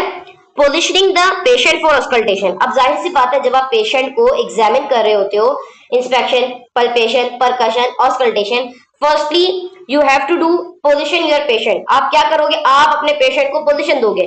ऑस्कल्टेशन के लिए आपने पोजिशन दी, उसके बाद आप हार्ट साउंड सुनोगे पेशेंट को, तो आप 3 पोजिशन बनाते हो। या तो आप उसको सुपाइन पोजिशन में लिटा देते हो और उसका जो बेड होता है उसको हेड की तरफ से आप रेस कर देते हो, उठा देते हो 32-45 डिग्री, या फिर आप उसको लेफ्ट साइड पर लाइंग डाउन करवाते हो, या आप उसको बिठा देते हो। अगर हम सुपाइन पोजीशन की बात करें तो patient lie on his back, जब वो बैक साइड के ऊपर लेटा है यानी कि उसका जो बैक है वो बिल्कुल बेड की तरफ है और हेड ऑफ द बेड उसका एलिवेटेड है कितना 30 to 45 degree. Begin auscultation of the aortic area, तो आप कहां से स्टार्ट करोगे ऑस्कल्टेशन अपनी आयोटिक एरिया, ये आपका फर्स्ट लैंडमार्क है। क्लियर। फिर आपने तमाम हार्ट वेल्स के साइड्स जो है इंटायर पेरिकॉर्डियम जो भी आपके उस एरिया में आपके लैंडमार्क्स है और आपके हार्ट वेल्स आते हैं ट्राइकस्पिड बाइकस्पिड, वो आपने साउंड सुनने हैं। डायाफ्राम, स्टेथोस्कोप पर डायाफ्राम का इस्तेमाल करना है। गो इन वन डायरेक्शन, आपने वन डायरेक्शन में ही जाना है। अगर आप बिल्कुल स्ट्रेट अवे जा रहे हो तो आपने स्ट्रेट अवे ही जाना है। देन आप क्या करोगे, बेल आप यूज कर सकते हो इन अदर डायरेक्शन। अगर आप अपनी डायरेक्शन को चेंज करते हो तो आप बेल ऑफ द स्टेथोस्कोप का यूज कर सकते हो। In heart sounds, friend, if you hear abnormal sound, try listening to them with the patient lying on his left side, left lateral recumbent position or seated and leaning forward। अगर आपने कोई abnormal sound सुना और patient बिल्कुल straight position में है तो आप क्या करोगे, उसको लेटरल साइड पर, जिसको हम कहते हैं करवट दिलाना, ठीक है, तो आप उसको टर्न करोगे और दोबारा वो साउंड सुनोगे कि क्या इस पोजीशन में भी ये साउंड एबनॉर्मल मिल रहा है। फिर आप उसको बिठाओगे, बिठाने के बाद भी आप चेक करोगे क्या अब भी ये साउंड आपको एबनॉर्मल मिल रहा है या नहीं। क्लियर। तो ये चीजें आपने चेक करनी होती है। अच्छा, लेफ्ट लेटरल रिकम्बेंट पोजीशन ये वाली होती है जो आपको फर्स्ट पिक्चर में नजर आ रही है। Left lateral recumbent position best suited होती है ताकि आप लो पिच साउंड को सुन सको, क्योंकि जो आपका मिट्रल वेव होता है वहां पर मर्मर साउंड या फिर एक्स्ट्रा हार्ड साउंड आपको सुनाई दे सकते हैं इजीली अगर यहाँ पर होंगे तो आप इन साउंड को सुनने के लिए आप अपने स्टेथोस्कोप की बेल का इस्तेमाल करोगे, एपिकल एरिया में रखोगे जिस तरह आपको दिखाया जा रहा है। अगर हम लीनिंग फॉरवर्ड यानी कि जब पेशेंट बैठा होता है, अगर आप जब बात करोगे अपने पेशेंट की जब वो सिटिंग पोजीशन में है और ऑस्कल्टेशन का प्रोसेस चल रहा है तो ऑस्कल्टेट करोगे आप बैठी हुई पोजीशन में हाई पिच हार्ड साउंड सुन सकते हो। सेमिल्यूनर वेल्व प्रॉब्लम में, यानी कि अगर कोई प्रॉब्लम सेमिल्यूनर वेल्व यानी कि पल्मोनिक वेल्व और आयोटिक वेल्व के अंदर कोई प्रॉब्लम आ रही है, चाहे वहां पर मर्मर साउंड की वजह से है, चाहे वहां पर वेल्व रिगर्जिटेशन की वजह से है, ठीक है, तो आप स्टेथोस्कोप का डायाफ्राम रखोगे उसके आयोटिक और पल्मोनिक एरियाज में, right and left second intercostal space में, जो कि आपको दिखाया जा रहा है, और यहाँ पर आप बेहतर तरीके से साउंड सुन सकते हो। Auscultating for heart sounds. Begin auscultating over the aortic area, placing the stethoscope over the second intercostal space along the right sternal border. पहले आप कहाँ सुनोगे, aortic एरिया में, स्टेथोस्कोप आप रखोगे सेकंड इंटरकोस्टल स्पेस में, राइट स्टर्नल बॉर्डर पर, जहां पर आपको एरो नजर आ रहा है। ठीक है, इसको पिक्चर को गौर से आप देख लें, ये आपके वाइवा के लिए मोस्ट इंपॉर्टेंट है। Then move the pulmonic area, aortic के बाद आप पल्मोनिक की तरफ मूव करोगे जो कि आपको लेफ्ट साइड पर, ठीक है, लेफ्ट स्टर्नल बॉर्डर पर सेकंड इंटरकोस्टल स्पेस पर है। अच्छा, ये aortic area, pulmonic area, tricuspid area and fourth one is mitral area. These are your landmarks of your heart. ये आपके लैंडमार्क्स हैं, ये आपसे एमसीक्यूज भी आ सकता है और ये आपसे वाइवा में लाजिम पूछा जाएगा कि आप किस तरह असेस करोगे। तो आपने लैंडमार्क्स के बारे में बताना है और लैंडमार्क्स को किस तरह असेस करोगे ये आपको वही प्रोसीजर यहाँ पे बताया गया है। नेक्स्ट आप असेस करोगे ट्राइकस्पिड एरिया को, जो कि over the fourth and fifth intercostal space पर होता है, लेफ्ट स्टर्नल बॉर्डर पर ही होता है। देन फाइनली आप लिसन करोगे मिट्रल एरिया को, जो कि फिफ्थ इंटरकोस्टल स्पेस पर होता है, near the mid clavicular line. अच्छा, आयोटिक एरिया में क्या होता है, blood move from the left ventricle during systole. Aortic area में हम क्यों सुनते हैं, ये इस तरीके की, यानी कि अब यहाँ पर लोकेशन दी है, अगर आपसे एक्सटर्नल पूछ लेता है वाइवा में कि आप लैंडमार्क से ही क्यों चेक करोगे पेशेंट के साउंड्स, तो आपके पास रीजन होना चाहिए कि क्योंकि यहाँ पर ब्लड फ्लो कैसे होता है। अगर हम आयोटिक की बात करें तो लेफ्ट वेंट्रिकल से ब्लड जब इजेक्ट आउट होता है आयोटा से, ठीक है, ड्यूरिंग सिस्टोल, सिस्टोल का मतलब क्या है, जब वो कॉन्ट्रैक्ट होता है तो आयोटिक वेल्व को ब्लड क्रॉस करता है, आयोटिक आर्च बनती है, तो वहां पर हम साउंड सुनते हैं। और ये मैंने आपको पहले बता दिया स्लाइड्स में कि साउंड आपके पास तब आएगा जब एबनॉर्मली कोई चीज वहां होगी या फिर एबनॉर्मली आपका ब्लड फ्लो कर रहा होगा। अगर जैसे गाड़ी आपकी बिल्कुल स्ट्रेट अवे जा रही है तो वहां पर आपको एक्सीलरेटर जो आपका नॉर्मल है आपका वही रहेगा, बट इन केस अगर आपको टर्न करना पड़ जाता है तो आप अपने एक्सीलरेटर को कम करोगे, साथ में आप ब्रेक और क्लचेस का इस्तेमाल करोगे ताकि आप उसको टर्न कर सको। ठीक है, तो आपका जो टर्न आना वो आपका साउंड चेंज करवा सकता है। क्लियर। पल्मोनिक एरिया क्या है, पल्मोनिक एरिया से ब्लड इजेक्ट होता है राइट वेंट्रिकल से, ठीक है, क्योंकि राइट वेंट्रिकल से ब्लड कहां जाता है, आपके लंग्स में जाता है, पल्मोनिक ट्रंक के थ्रू। क्लियर। तो यहाँ पर ब्लड इजेक्ट आउट होता है राइट वेंट्रिकल से ड्यूरिंग सिस्टोल। जब आपका राइट वेंट्रिकल सिस्टोल में होता है, मतलब के कॉन्ट्रैक्ट होता है। Cross the pulmonic well, flow through the main pulmonary artery. तो यहाँ पर राइट वेंट्रिकल जब सिस्टोल होगा, कॉन्ट्रैक्ट होगा, पल्मोनिक ट्रंक से क्या होगा कि जब वो ब्लड क्रॉस करेगा तो वहां पर भी आप अपना साउंड सुनोगे। ट्राइकस्पिड एरिया में क्या होगा, साउंड रिफ्लेक्ट करेगा जब वहां पर मूवमेंट होगी, राइट एट्रियम क्रॉस करेगा ट्राइकस्पिड वेल्व को और राइट एट्रियम कॉन्ट्रैक्ट होगा तो राइट वेंट्रिकल फिल होगा ड्यूरिंग डायस्टोल, क्योंकि जब राइट एट्रियम कॉन्ट्रैक्ट हो जाएगा उसके बाद राइट वेंट्रिकल के अंदर जब फिलिंग होगी तो वो डायस्टोल पोजीशन में होगा, क्योंकि वो रिलैक्स होगा, उसके अंदर अभी फिलिंग हुई है। जब तक ब्लड आपके राइट वेंट्रिकल में है, इट मींस कि आपका राइट वेंट्रिकल क्या है, आपका रिलैक्स पोजीशन में है। फिर राइट वेंट्रिकल से जब वो पल्मोनिक में जाता है तो राइट वेंट्रिकल कॉन्ट्रैक्ट होता है, तो वो वहां पर पल्मोनिक ट्रंक की तरफ मूव करता है। क्लियर? क्या है लैंडमार्क से, मिट्रल एरिया आपका जो है वो लेफ्ट साइड पर प्रेजेंट होता है, लेफ्ट एट्रियम और लेफ्ट वेंट्रिकल के दरमियान में प्रेजेंट होता है। ये तो आप सबको पता ही है कि राइट साइड पर कौन सा वेल्व होता है, लेफ्ट साइड पर कौन सा होता है।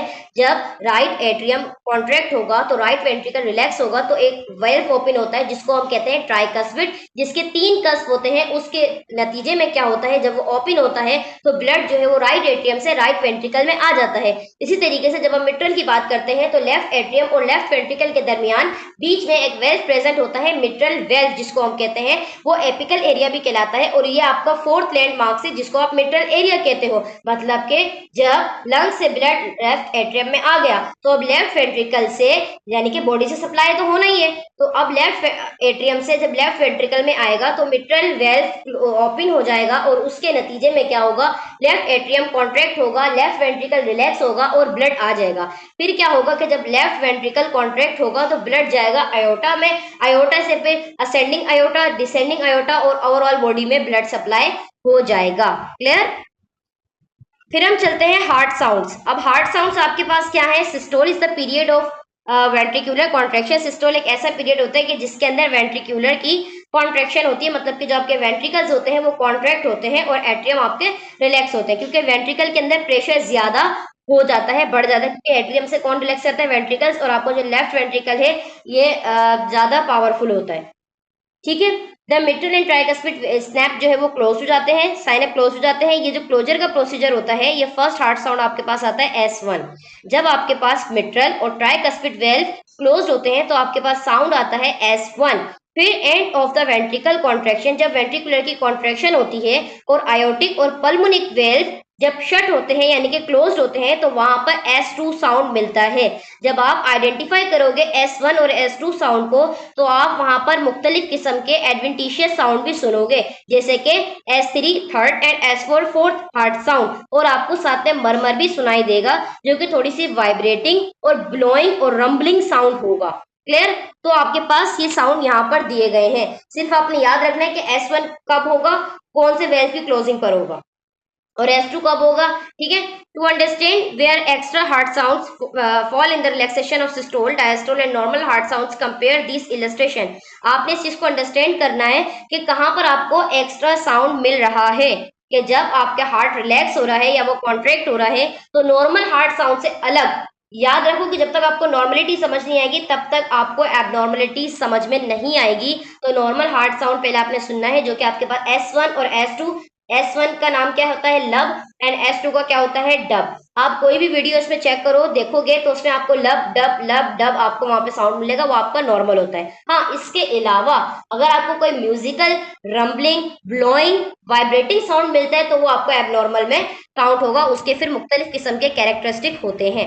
ऑस्कल्टेशन टिप्स है आपके पास, concentrate as you listen for each sound. जब आप कोई भी साउंड सुनो तो आपकी कंसंट्रेशन वहां पर लाजमी होनी चाहिए। जब आप कोई वीडियो देखते हो, ठीक है, जब आप कोई लेक्चर सुनते हो तो आपकी कंसंट्रेशन नहीं होगी तो क्या वो चीज आपको समझ आएगी, नहीं समझ आएगी, एब्सोल्युटली नॉट। वाई? क्योंकि आपकी कंसंट्रेशन नहीं है, आपके सेंसेस प्रेजेंट नहीं है। आपने लैपटॉप में लेक्चर लगाया और आप मोबाइल में सोशल मीडिया यूज कर रहे हो तो वो उसका लेक्चर का क्या फायदा कि आप लेक्चर जस्ट सुन रहे हो, कि हाँ लग रहा है आप पढ़ाई कर रहे हो, बिजी हो, बट आपकी कंसंट्रेशन वहां पर नहीं है। ठीक है, अवॉइड ऑस्कल्टेटिंग थ्रू क्लोथिंग और wound dressing because these items can block sound. Avoid करना है कि जब आप अस्कल्टेट करो तो क्लोथिंग को रिमूव करना है, और वुंड ड्रेसिंग वगैरह अगर कोई लगी हुई है वहां पर तो वो भी आपने रिमूव करना है, क्योंकि ये आइटम्स यानी कि इन चीजों की वजह से हार्ट साउंड आपको प्रॉपरली सुनाई नहीं आएंगे और ब्लॉक भी हो सकते हैं। अवॉइड करें picking up extra noise sound by keeping the stethoscope tubing off the patient's body and other surface. Avoid करें कि आप जब एक्सट्रेनियस साउंड यानी कि बाहर का कोई भी एक्स्ट्रा साउंड आपके पास ना आए। आपने इस इन्वायरमेंट में सुनना है कि आप काम, कूल और पीस इन्वायरमेंट होना चाहिए ताकि आप इजीली साउंड को सुन सकें। Until you become proficient at auscultation, explain to the patient that listening to his chest for a long period doesn't mean that anything is wrong। और हाँ, चेक करने से पहले पेशेंट को लाजमी बताना है कि आपके हार्ट साउंड्स को असिस्ट किया जा रहा है ताकि वो कोई भी अपना रॉन्ग वे की तरफ ना लेके जाए। पेशेंट से लाजमी पूछना है कि वो नॉर्मली ब्रीथ करे, घबराने की जरूरत नहीं है, ना तो वो ज्यादा जल्दी सांस ले, ना तो वो शैलो ब्रीथ यानी कि बहुत ज्यादा डीप ब्रीथ करे। नॉर्मली जिस पोजीशन में बैठा है उसी पोजीशन में बैठ के नॉर्मली ही साउंड ले। क्लियर। और होल्ड इज ब्रीथ, हम कुछ टाइम के लिए उसके ब्रीथ भी रुकवाते हैं, होल्ड करवाते हैं ताकि क्रिटिकली हम इनहेंस कर सकें। जो आप साउंड सुन रहे हो, हार्ट साउंड सुन रहे हो ना, हार्ट साउंड जब आप सुनोगे तो आपको हार्ट साउंड ही सुनाई दे। जब आप ब्रीथिंग होल्ड करवाओगे तो इसका मतलब ये है कि उसके साथ आपको ब्रीथिंग साउंड भी सुनाई देगा, तो आपने वो अवॉइड करना है और आपने जस्ट हार्ट साउंड पर ही फोकस करना है। अब पेरिकार्डियल फ्रिक्शन रब साउंड कौन सा होता है? जब आप उसको सुनोगे, have the patient lean forward because this position will bring the heart closer to the chest wall. If the patient can't tolerate leaning forward, position him sitting upright. जब आप पेरिकार्डियल फ्रिक्शन रब की बात करें, क्योंकि जाहिर सी बात है एब्नॉर्मल साउंड है एज वी ऑलरेडी डिस्कस, तो इसमें क्या होता है कि ये जो साउंड होता है आपका, जो कि एक साउंड आता है, पेशेंट जब लेटता है बिल्कुल स्ट्रेट पोजीशन में तो उसका जो चेस्ट वॉल की तरफ हार्ट बिल्कुल क्लोज हो जाता है, तो पेशेंट टॉलरेट नहीं कर सकता फॉरवर्ड बिल्कुल स्टैंडिंग पोजीशन, सिटिंग पोजीशन के अंदर। पेशेंट से फिर आपने पूछना है कि वो एक्सहेल करे, देन आपने लिसन करना है डायाफ्राम पर। डायाफ्राम को, जो आपका स्टेथोस्कोप पर डायाफ्राम है, उससे आप लिसन करोगे थर्ड इंटरकोस्टल स्पेस पर, left side of the chest. यानी कि जो स्टेथोस्कोप के आपके पास दो साइड होते हैं, एक होता है बेल, एक होता है डायाफ्राम। तो डायाफ्राम आप कहाँ रखोगे? इंटरकोस्टल स्पेस पे रखोगे, left side of the chest, और उस साउंड को सुनोगे कब? जब पेशेंट एक्सहेल करेगा। क्लियर। इफ यू सस्पेक्ट रब but have trouble hearing one, अगर आपको रबिंग वहां पे लग रहा है, सस्पेक्ट आप कर रहे हो कि हाँ कोई रबिंग की आवाज आ रही है। रबिंग की आवाज कैसे होती है? आप दोनों हाथों को मिलाओ और रब करो, इसी तरह की आपको आवाज वहां पे सुनाई देगी। लेकिन इतनी अच्छे से आपको सुनाई नहीं देती है। यहाँ पर जो बहुत ज्यादा प्रोफेशनलिज्म वाले होते हैं, बहुत ज्यादा एक्सपर्ट होते हैं, वही साउंड को सुनते हैं। क्लियर। आपको भी थोड़ा टाइम लगेगा जब आप प्रैक्टिस करोगे because practice makes man perfect, तो आप जो है फिर वो अपनी परफेक्शन की तरफ आ जाओगे। जब आप सस्पेक्ट कर लो और आपको मुश्किल भी हो सुनने में, तो ask the patient to hold his breath, फिर आपने पेशेंट से कहना है कि अपने सांस रोको। क्लियर। ताकि आप इजीली सुन सको। फ्रिक्शन रब जब आप सुनोगे एट्रियल सिस्टोल पर और वेंट्रिकुलर सिस्टोल पर और वेंट्रिकुलर डायस्टोल पे भी आप सुन सकते हो। मतलब कि जब एट्रिया कॉन्ट्रैक्ट होंगे या वेंट्रिकुलर कॉन्ट्रैक्ट होंगे या फिर वेंट्रिकुलर रिलैक्स होंगे तब भी आप सुन सकते हो। तो ये साउंड प्रोड्यूस होता है, रबिंग होती है इसके अंदर, कंसाइड करता है कि ये फर्स्ट और सेकंड हार्ट साउंड के साथ आपको मिलेगा। क्लियर। अब आप डिफरेंशिएट किस तरीके से करोगे? पेरिकार्डियल फ्रिक्शन रब, प्लूरल फ्रिक्शन रब हो रहा है, तो आप पेशेंट से पूछोगे कि वो अपनी सांस को रोके, फिर जो आपके पास साउंड आएगा पेरिकार्डियल फ्रिक्शन रब परसिस्ट करेगा, लेकिन वो साउंड जो है प्लूरल फ्रिक्शन रब केसेस की वजह से नहीं होगा। मतलब कि जब पेशेंट सांस ले रहा है, आपको पता चला S1 और S2 है, उसी के साथ अगर उसको कॉम्प्लिकेशन, क्योंकि एक पेशेंट जब आपके पास आता है तो उसको बहुत सारे मसले होते हैं, सही है, यानी कि ammonia, chest infection and what ever कुछ भी है, तो आपके पास नॉर्मल के साथ एबनॉर्मल साउंड भी आपको मिलता है। जैसे फॉर एग्जांपल पेशेंट कहता है इन्फेक्शन उसका हुआ है, साथ फीवर भी हो रहा है, vomiting, nausea, loss of appetite, weight loss, सारी चीजें हो रही है। डॉक्टर सब चीजों को चेक करता है, ठीक है, सब चीजों को डायग्नोज करता है, मैनेज करने की कोशिश करता है। इसी तरीके से जब आप S1 साउंड, S2 साउंड सुनोगे, उसी के ही साथ आपको पेरिकार्डियल फ्रिक्शन रब साउंड मिलेगा अगर वहां पर कोई प्रॉब्लम है तो। अब वेस्कुलर सिस्टम को किस तरीके से असिस्ट करेंगे, इंस्पेक्ट करेंगे किस तरीके से? Start by making general observation. सबसे पहले आप जनरल ऑब्जर्वेशन करोगे। आर्म्स इक्वल इन साइज, उसके दोनों आर्म्स जो है वो इक्वल इन साइज होने चाहिए। लेग्स जो है सिमेट्रिकल हो। फिर आपने स्किन कलर को देखना है, बॉडी हेयर डिस्ट्रीब्यूशन देखनी है, कोई lesion, scars, clubbing finger, oedema extremities पर तो नहीं है। Patient confined to bed, patient bed पर है तो आपने उसके सैक्रम को चेक करना है कि वहां पर स्वेलिंग वगैरह तो नहीं है। सैक्रम और ये कॉक्सी जो आपके वर्टिब्रा बोन है, इसकी बात हो रही है। फिर आप एग्जामिन करोगे फिंगर नेल्स को और टो नेल्स को, यहाँ पर कोई एब्नॉर्मलिटीज तो नहीं, यानी कि अगर हाइपोक्सिया का शिकार है, हाइपोक्समिया का शिकार है, तो आपको नेल्स बेड पर आपको कोई लीजन, कोई सोर, कोई साइनोसिस तो नहीं मिल रहा। क्लियर। उसके बाद आप चल जाते हो पल्पेशन की तरफ। फर्स्ट आप क्या करोगे, स्किन टेम्परेचर को असेस करोगे, क्योंकि पल्पेशन में हमारा टच करना पेशेंट को लाजमी हो जाता है। तो आप असेस करोगे स्किन टेम्परेचर, टेक्सचर, टर्गर। उसके बाद आप कैपिलरी रिफिल, नेल बेड्स आप देखोगे। नेल बेड्स हम कैसे देते हैं, नेल पे उसके अपने ही थंब से प्रेस करके देखते हैं कि कितनी जल्दी वो रिफिल हो रहा है, तो इससे हमें हीमोग्लोबिन भी पता चलता है पेशेंट का। ठीक है, ये भी लेक्चर के दौरान आप लोग भी अपना अपना चेक कर सकते हो। Clear. Refill time should be more than 3 seconds. अगर ये 3 सेकेंड्स के साथ आपको मिल जाता है और लॉन्ग इनफ टू से कैपिलरी रिफिल, यानी कि 3 सेकंड का टाइम होता है, 3 सेकंड में ये फिल हो जाते हैं, नेल्स दोबारा आपके क्या होंगे, पिंकिश होना शुरू हो जाएंगे, तो ठीक है। अदरवाइज अगर ज्यादा टाइम लेता है तो एचबी प्रॉब्लम हो सकती है पेशेंट को। पल्पेट करेंगे पेशेंट्स के आर्म, लेग्स, टेम्परेचर देखेंगे, एडिमा देखेंगे। एडिमा भी दो किस्म का होता है, जैसे कि आपको पता है, एक होता है पिटिंग एडिमा, एक होता है नॉन पिटिंग एडिमा। फिर एडिमा की ग्रेडिंग भी होती है। क्लियर। तो हम उसके हिसाब से उसको ग्रेडिंग भी देते हैं। फिर आप आर्टरियल पल्सेस को पल्पेट करोगे। अब आर्टरियल पल्सेस को किस तरीके से पल्पेट करते हैं, palpate for arterial pulses by gently pressing, यानी कि आपके जो फिंगर पैड्स होते हैं जो आपको पिक्चर में नजर आ रहा है, इससे आप जेंटली प्रेस करोगे अपने इंडेक्स और मिडिल फिंगर से। फिर आप the top of the patient's body से स्टार्ट करना है, यानी कि टेम्पोरल आर्टरी से स्टार्ट करना है, योर वे डाउन, यानी कि टेम्पोरल आपकी जो है वो फर्स्ट पल्स होती है, फर्स्ट आर्टरियल पल्स होती है जो आप स्टार्ट करते हो। ठीक है। और जब आप स्टार्ट लेते हो, फिर क्या होता है कि बॉडी जो है आप जो है नीचे की तरफ आते हो, यानी कि टेम्पोरल, एपिकल, रेडियल, उसके बाद आप नीचे नीचे चलते जाते हो। पल्पेट करोगे आप पल्स को ईच साइड, दोनों तरफ देखोगे, कंपेयर करोगे कि राइट और लेफ्ट दोनों में वॉल्यूम और सिमेट्री सेम है या नहीं। तमाम पल्सेस जो है वो रेगुलर इन रिदम होनी चाहिए और इक्वल ही होनी चाहिए। फिर हम बात कर लेते हैं कैरोटिड पल्स की। तो कैरोटिड पल्स क्या है, लाइटली आप प्लेस करते हो अपनी फिंगर को just lateral to the trachea, trachea के लेटरल साइड पे, और आपके जॉ का जो एंगल बन रहा है उसके नीचे। फिर आप वहां पर पल्पेट करते हो। आपने कैरोटिड आर्टरीज को और इसको एक साथ पल्पेट नहीं करना। मैंने कल भी बताया था कि आपने क्या करना है, इसको कैरोटिड आर्टरी को और जुगुलर वेन को और आपका जो है पल्स प्रेशर होता है, इसको आपने एक साथ मेजर नहीं करना, इसके अंदर थोड़ा सा डिफरेंस आपने रखना है। ब्रेकियल पल्स में क्या है कि आप अपने फिंगर्स को पोजीशन दोगे medial to the biceps tendon. ठीक है, दोनों बाइसेप्स टेंडन जब मसल बनता है बिल्कुल आपकी जो एल्बो की तरफ होता है वहां पर आप चेक करोगे। रेडियल पल्स आपने जेंटली प्रेशर देना है medial of the ventral side of the wrist पर, below the base of the thumb के नीचे। फिमोरल पल्स आप चेक करोगे फिमोरल साइड पर, और ये रिलेटिवली हार्ड होता है, यानी कि थोड़ी डीप भी होती है ये। इंगलिंगुअल लिगामेंट ओबीस पेशेंट के लिए बहुत ज्यादा डीप होती है। पल्पेट करो crease of the groin, half है between the pubic bone and the hip bone, यानी कि प्यूबिक बोन के हाफ पर और हिप बोन के हाफ पर आपको ये मिलेगी। ओबीस पेशेंट में थोड़ी सी ज्यादा ये डीप होती है, थिन में आप इजीली इसको सुन सकते हो। फिर आ जाता है पॉप्लिटियल पल्स। पॉप्लिटियल पल्स यानी कि ये आपका नी के नीचे वाले साइड पर होती है, फर्मली आपने प्रेस करना है पॉप्लिटियल फोसा पर, बैक ऑफ द नी पर। पोस्टीरियर टिबियल पल्स होती है, अप्लाई प्रेशर करना है आपने स्लाइटली नी साइड पर होता है, एंकल पर होता है। डोर्सलिस पेडिस पल्स जो है वो आपने कहाँ पर चेक करना है, मीडियल डोर्सम फुट पर। पेशेंट जो है वो हिस्टो डाउन, यानी कि वो अपने पैर को नीचे की तरफ रखेगा। पल्स ये थोड़ी डिफिकल्ट होती है पल्पेट करने में, क्योंकि ये एब्सेंट होती है हेल्दी पेशेंट्स के अंदर, इजीली सुनाई नहीं भी देती, सॉरी नजर भी आपको नहीं आती है, पल्पेटिंग भी नहीं होती। अच्छा, हमने ग्रेडिंग की बात की थी एडिमा की, तो वो यहाँ पर मेंशन नहीं है। हम पल्सेस की ग्रेडिंग की बात करते हैं कि किस तरीके से हमें पता चलेगा पल्स नॉर्मल है, उसका रिदम रेट क्या है या फिर इरेगुलर है। क्लियर। तो पल्सेस को हम ग्रेड करते हैं, ये आपका एमसीक्यूज यहाँ से आ सकता है। आपके एक या दो एमसीक्यूज किसी भी सिनेरियो से यहाँ पे आपके पास आ सकते हैं कि आपके पास एक ऐसा पेशेंट आया, आपने उसकी पल्स देखी, तो वो आपको बाउंडिंग पल्स है या फिर नॉर्मल पल्स है या वीक है या इंक्रीज है, तो आप किस तरह की उसको ग्रेडिंग दोगे, तो ये आपको ग्रेडिंग पता होनी चाहिए। 4+ आप किस तरह दोगे, अगर बाउंडिंग पल्स आ रही है, उसकी बहुत ज्यादा स्पीड में चल रही है, तो वो 4+ दोगे। इंक्रीज थोड़ी कम है लेकिन इंक्रीज है, 3+ दोगे। नॉर्मल है तो 2+ दोगे। वीक है तो आप 1+ दोगे, और एब्सेंट है बिल्कुल पल्स नहीं आ रही तो आप 0 दोगे।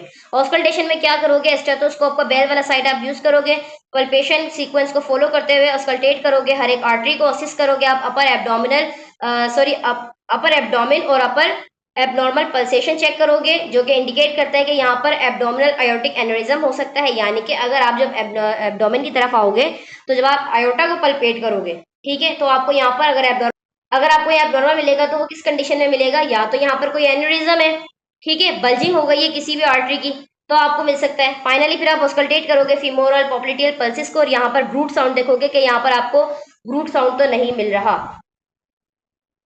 नेक्स्ट हम आ जाते हैं एब्नॉर्मल फाइंडिंग्स। आपके पास क्या है, स्किन एंड हेयर एब्नॉर्मलिटीज क्या है, स्किन जो है उसकी वार्म होनी चाहिए, इंडिकेट करती है कुछ कंडीशंस को, जैसे कि फीवर भी हो सकता है या कार्डिक आउटपुट उसका बढ़ा हुआ होगा तो स्किन ज्यादा वार्म होगी। एब्सेंस ऑफ बॉडी हेयर, अगर बॉडी हेयर वहां पर नहीं है ऑन द आर्म्स और लेग्स पर, तो इंडिकेट करेगा कि डिमिनिश उसका आर्टियल ब्लड फ्लो जो है इन एरियाज में प्रॉपरली नहीं है, जिसकी वजह से वहां पर हेयर की ग्रोथ नहीं है। साइनोसिस, पेलर और कूल स्किन आपने चेक करना है कि ये अगर ये आपको कूल स्किन मिलती है तो पुअर कार्डिक आउटपुट है और टिश्यू परफ्यूजन भी हो सकती है। आरटीएल एंड वीनस इनसफिशियंसी क्या होती है, आरटीएल इनसफिशियंसी की बात करें तो पेशेंट में आरटीएल इनसफिशियंटी अगर पल्सिस होती है तो यहाँ पर क्या होता है, या तो ये कम होती है या तो बिल्कुल एब्सेंट होती है। तो अगर कोई आरटीएल प्रॉब्लम होगी तो स्किन आपकी कूल हो जाएगी, पेल हो जाएगी, शाइनी होगी, हेयर लॉस भी हो सकता है उस एरिया में, तो पेशेंट को पेन भी होगा, लेग्स एंड फीट में अल्सरेशन टिपिकल भी हो सकती है उस एरिया में अराउंड द टोस के दरमियान, और फुट आपका यूजुअली टर्न करेगा, डीप रेड हो जाएगा बिल्कुल, ठीक है, और नेल्स आपके थिक एंड रिज हो जाएंगे, मतलब उसके जो बॉर्डर है वो आपको इजीली फील होंगे और नेल्स आपके थिक होना शुरू हो जाएंगे। साइनोस एंड पेलर में क्या होता है, साइनोसिस एंड पेलर इंडिकेट करेगा कि पुअर कार्डिक आउटपुट है और टिश्यू परफ्यूजन भी है उसको। क्रॉनिक वीनस इंसफिशियंसी में क्या होगा कि पेशेंट अगर क्रॉनिक वीनस इंसफिशियंसी के साथ है, उसको अगर अल्सरेशन हो रही है, ठीक है, एंकल की तरफ, तो वो प्रेजेंट करेगा कि यहाँ पर डिफिकल्ट है आपको फाइंड करना, क्योंकि एडिमा की वजह से, और पेशेंट को एडिमा भी है जिस तरह आपको पिक्चर में नजर आ रहा है, लेकिन फुट जो है उसका वो साइनोटिक होगा, जब डिपेंडेंट होगा। साइनोटिक से मुराद ये है कि वहां पर आपको ब्लूइश डिस्कलरेशन मिलेगी वहां पेशेंट के फुट पर।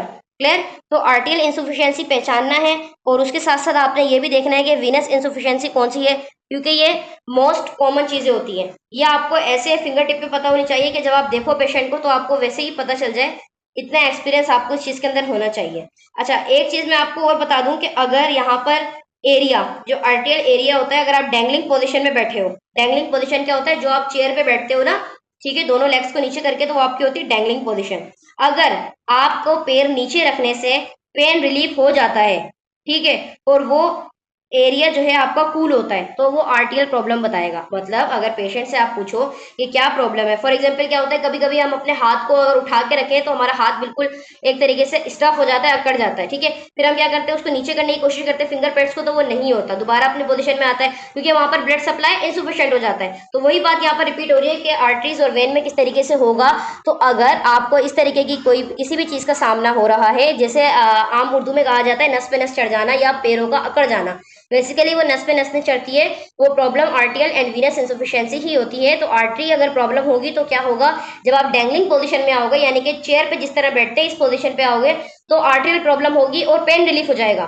जब आपको लग रहा है कि इस तरह से बैठने से पेन कम हो रहा है, तो ये आर्टरियल प्रॉब्लम है, और वो एरिया यानी कि आपका पैर, आपका हाथ, जो भी एरिया है वो आपको कूल मिलेगा टच करने से, ठीक है। फिर अगर हम बात करें वीनस की, तो इसमें क्या होता है, एरिया जो है वो बहुत ज्यादा वार्म होगा, और वार्म है तो आपको पता चलेगा, वार्म टच करते ही, पल्पेट करते ही कि यहाँ पर कोई ना कोई वेन प्रॉब्लम है, तो लेग्स को आप एलिवेट करोगे तो वो क्या होगा, सही हो जाएगा। जैसे अगर हम बात करें हाइपोटेंशन की, तो उसमें क्या होता है कि लेग्स को एलिवेट करते हैं तो वो सही हो जाता है। ये एडिमा की अगर बात करें तो एडिमा भी होता है, तो वो भी आपको वहां पर थोड़ी सी वार्मनेस मिलती है, तो लेग्स को एलिवेट करवाते हैं तो क्या होता है, वो चीज भी खत्म हो जाती है, मतलब वहां पर एलिवेट करवाने से पेन वगैरह भी रिलीफ हो जाता है, तो वो वीनस इनसफिशियंसी की वजह से होता है। एडिमा क्या है, स्वेलिंग हो जाना। एडिमा इंडिकेट करता है कि या तो हार्ट फेलियर या फिर वीनस इंसफिशियंसी है। राइट साइडेड हार्ट फेलियर भी हो सकता है। Right sided heart failure cause करेगा swelling in the lower legs, और एडिमा जो है रिजल्ट होता है, यानी कि वेरिकोसाइटिस भी हो सकता है या फिर थ्रोम्बोफ्लेबाइटिस भी हो सकता है, जिसको हम कहते हैं डीवीटी, डीप वेन थ्रोम्बोसिस, या फिर वेरिकोसाइट वेन यानी कि वेन्स का इनलार्ज हो जाना। एबनॉर्मल पल्सेशन आपको कहाँ मिलेगी, अगर वीक आर्टियल पल्स है तो वो इंडिकेट करेगी कि यहाँ पर आपका कार्डिक आउटपुट बहुत ज्यादा कम हो रहा है, और आपको जो पेरिफेरल वेस्कुलर रेजिस्टेंस है वो बढ़ रहा है, यानी कि जो आपके पेरिफ्रीज के अंदर वेस्कुलर यानी कि वेसल्स के अंदर जो आपका प्रेशर है वो बढ़ रहा है। तो दोनों पॉइंट, जब आप आर्टियल एथेरोस्क्लेरोसिस डिजीज भी हो सकती है यहाँ पर। स्ट्रॉन्ग और बाउंडिंग पल्सेशन अगर आपको मिल रही है पेशेंट में, तो ये एक ऐसी कंडीशन है जहां पर आपका कार्डिक आउटपुट बहुत ज्यादा इंक्रीज है, जैसे पेशेंट को हाइपरटेंशन हो सकता है, हाइपोक्सिया हो सकता है, एनीमिया हो सकता है, या तो उसने कोई एक्सरसाइज की है या एंजाइटी है। Thrill usually suggest valvular dysfunction, अगर आपको थ्रिल मिलता है, वहां पर रशिंग साउंड मिलता है, तो वो सजेस्ट करेगा कि यहाँ पर वेल्वुलर डिस्फंक्शन है। और थ्रिल आपको कब मिलेगा, वेल्वुलर डिस्फंक्शन क्या होता है, हमने अडल्ट हेल्थ नर्सिंग में इसको बहुत ज्यादा डीपली पढ़ा है कि वेल्वुलर डिस्फंक्शन वो होता है, वेल्वुलर वेल्व जो होते हैं ट्राइकस्पिड, बाइकस्पिड या मिट्रल वेल्व, ये प्रोलैप्स हो जाते हैं या तो रिगर्जिटेट होते हैं, ब्लड फ्लो ठीक से नहीं होता, आगे नहीं जाता, दोबारा पीछे आता है, तो वहां पे आपको थ्रिल साउंड मिलता है। क्लियर? यानी कि जब आपकी गाड़ी स्ट्रेट जा रही है और अचानक से आप ब्रेक लगा के उसको बैक साइड मूव करोगे, ठीक है, तो आप बैक साइड मूव करोगे तो वो एबनॉर्मली आपको रिस्पॉन्स देगी, क्योंकि आप गलत रास्ते पे जा रहे हो और आपने दोबारा उसको बैक साइड पर मूव किया, रिवर्स कर रहे हो आप उस चीज को। ठीक है?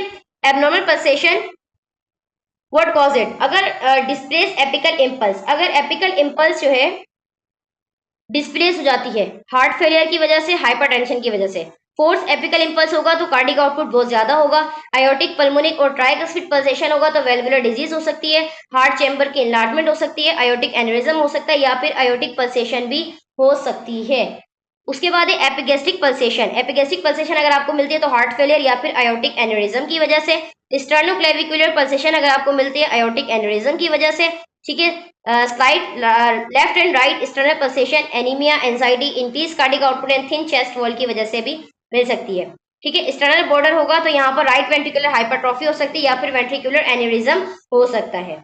एडिमा हम ऑलरेडी देख रहे थे कि पिटिंग और नॉन पिटिंग होता है, तो इसके अंदर हमने डिफरेंशिएट करना होता है बिटवीन द टू, अपने दो फिंगर को अपने प्रेस करना होता है अगेंस्ट द स्वेलिंग, जिस एरिया में स्वेलिंग होता है उस एरिया पे आप चेक करते हो और 5 सेकंड का आप टाइम देते हो कि अगर वो क्विकली रिमूव हो जाता है या फिर नहीं होता। तो पिटिंग एडिमा क्या होता है? पिटिंग एडिमा प्रेशर देते हो आप उस फ्लूइड को, अगर वहां पर अंडरलाइन टिश्यूज पर अगर वहां इंटेंशन हो जाता है, इंटेंशन का मतलब होता है वहां पर ये इस तरीके से जो प्रेस हो रहा है ना, इसको हम कहते हैं इंटेंशन।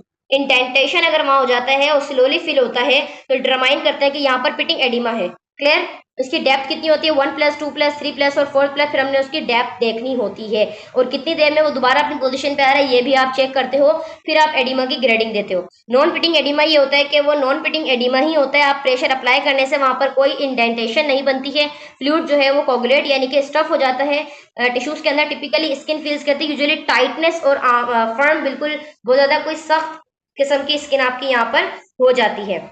एबनॉर्मल पल्स की अगर हम बात करें, जो अभी हम देख रहे थे कि वीक पल्स, बाउंडिंग पल्स, तो ये आपको किस तरीके से मिलेगी? तो वीक पल्स क्या होती है? उसके अंदर एम्पलीट्यूड जो है वो डिक्रीज होता है, slower upstroke and down stroke, उसके अंदर डाउन स्ट्रोक एंड अपस्ट्रोक आते रहते हैं। पॉसिबल कॉज है वीक पल्स का ये पेरिफेरल वेस्कुलर रेजिस्टेंस भी हो सकता है या फिर ये कोल्ड वेदर में ज्यादा होती है, सीवियर हार्ट फेलियर का पेशेंट है तो उसमें आपको वीक पल्स मिल सकती है। इसमें स्ट्रोक वॉल्यूम आपका कम हो जाता है, एज अकर्स हाइपोवोलीमिया हो सकता है पेशेंट को या फिर आयोटिक स्टेनोसिस भी हो सकता है। तो आपको जो ग्राफ बनेगा वो इस तरीके से बनेगा। क्लियर? ये आपको मॉनिटर में भी नजर आ सकता है, मॉनिटर में जब आप गौर से देखोगे तो आपको ये ग्राफ नजर आएगा।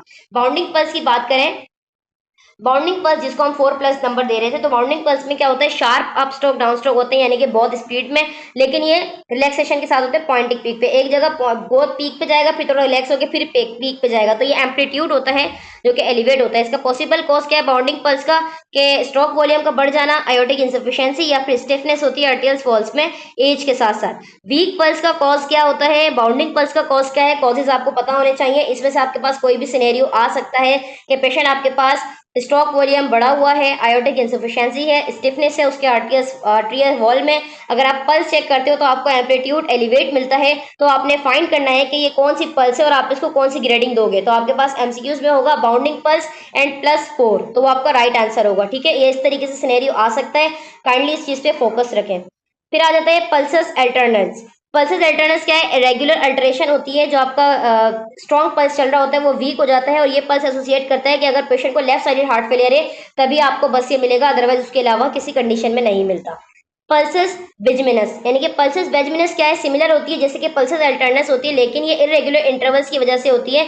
इसमें अगर premature atrial ventricle beat कर रहे हैं, यानी कि प्री मेच्योर है, ठीक से वो बीट नहीं कर पा रहे और आपको ग्राफ कुछ इस तरीके का मिल रहा है, तो इसको हम कहते हैं पल्सेस बेजमिनस। पल्सेस पैराडॉक्सस क्या है? इसमें से एमसीक्यूज आता है पैराडॉक्सस से।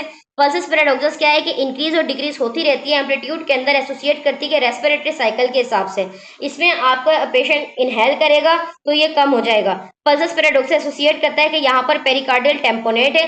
टेम्पोनेट क्या होता है? जब आपका जो फ्लूइड है, जो विजरल फ्लूइड होता है, पेरिकार्डियल फ्लूइड होता है, अगर वो ज्यादा बढ़ जाए और हार्ट की तरह मूव करने लगे तो उसको हम कहते हैं टेम्पोनेट। ठीक है? या तो एडवांस हार्ट फेलियर हो सकता है या फिर कंस्ट्रक्टिव पेरिकार्डाइटिस भी हो सकता है। तो उस नतीजे में अब जब पेशेंट जो है वो इंस्पायर करेगा तो ये बहुत ज्यादा डिक्रीज होगी, जो कि आपको फिगर में नजर आ रहा है, और एक्सपायर करेगा तो ये हाई लेवल पर होगी।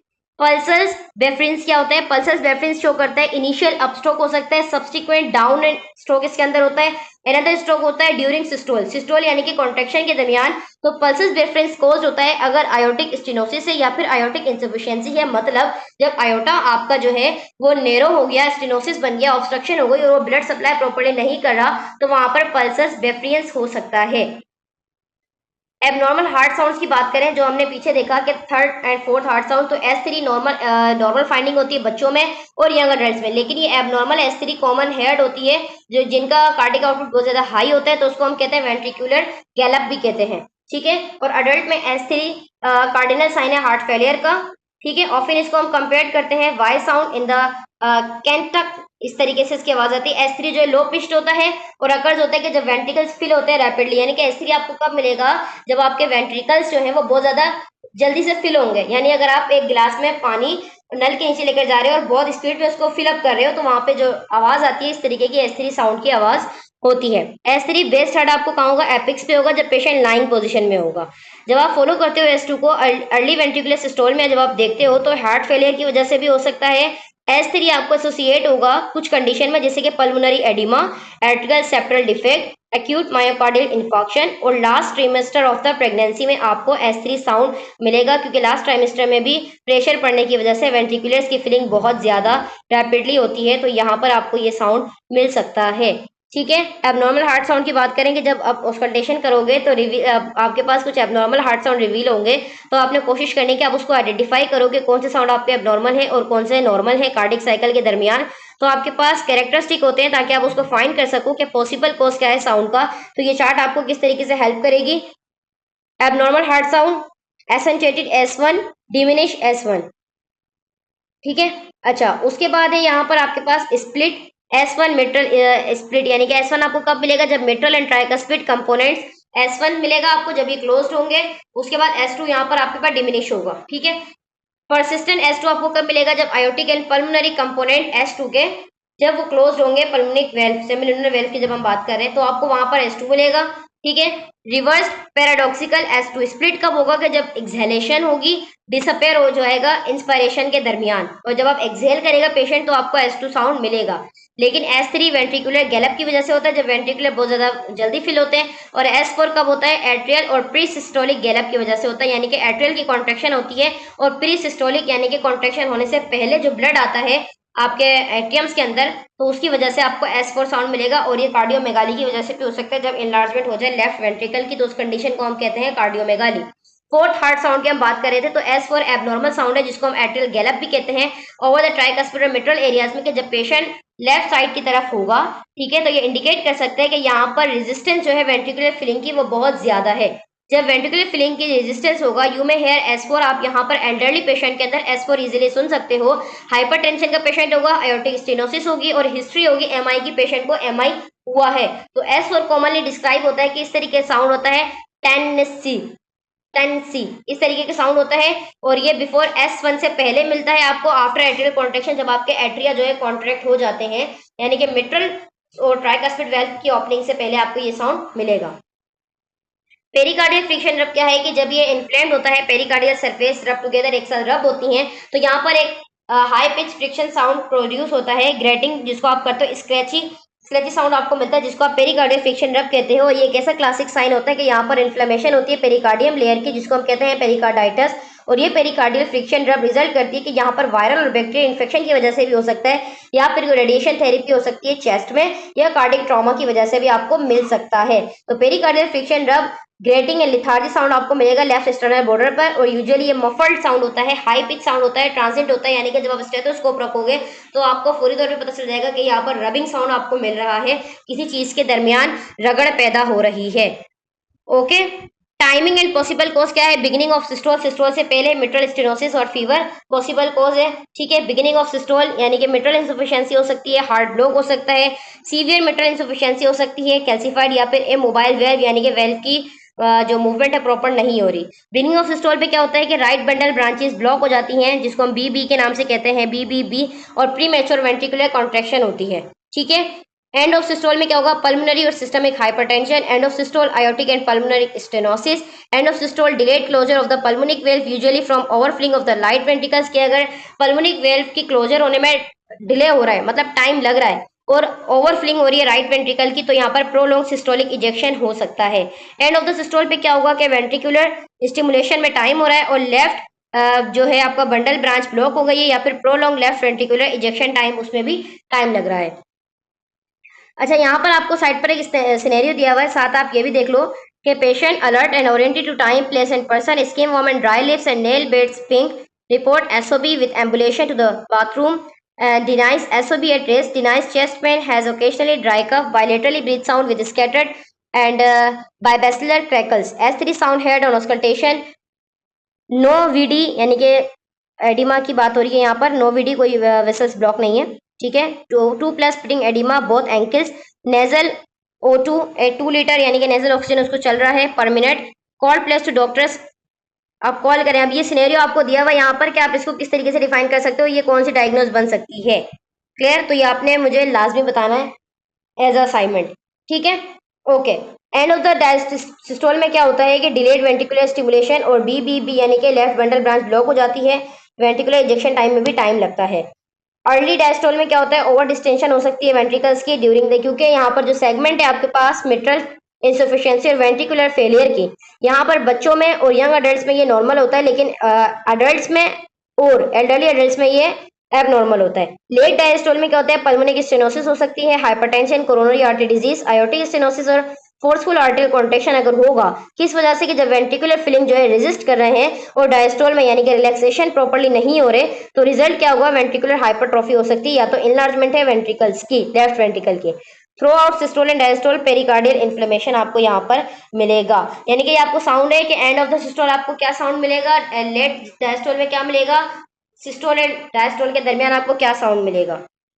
बेसिकली वो आपके लिए इंपॉर्टेंट नहीं है। अब इंपॉर्टेंट चीज यहाँ से स्टार्ट होती है, आपको मरमर, ये जो आपको पैराग्राफ नजर आ रहा है यहाँ से एक एमसीक्यूज आपका लाजमी आएगा। अब यहाँ से किस तरीके से आएगा कि आप किस तरह हार्ट मरमर साउंड को आइडेंटिफाई करोगे, क्लोजली आपने इसको सुनना है, डिटरमाइन करना है, कार्डिक साइकिल टाइमिंग देखनी है आपने, ठीक है। डिटरमाइन करोगे कैसे, कैरेक्टरिस्टिक क्या होते हैं, इसकी क्वालिटी क्या होती है, blowing, musical, harsh and rumbling sound, pitch क्या होती है इसकी, मीडियम, हाई और लो हो सकती है, लोकेशन का होगी, मरमर साउंड आपको लाउडेस्ट सुनाई देगा और स्टैंडर्ड बिल्कुल 6 लेवल ग्रेडिंग स्केल होगा इसका।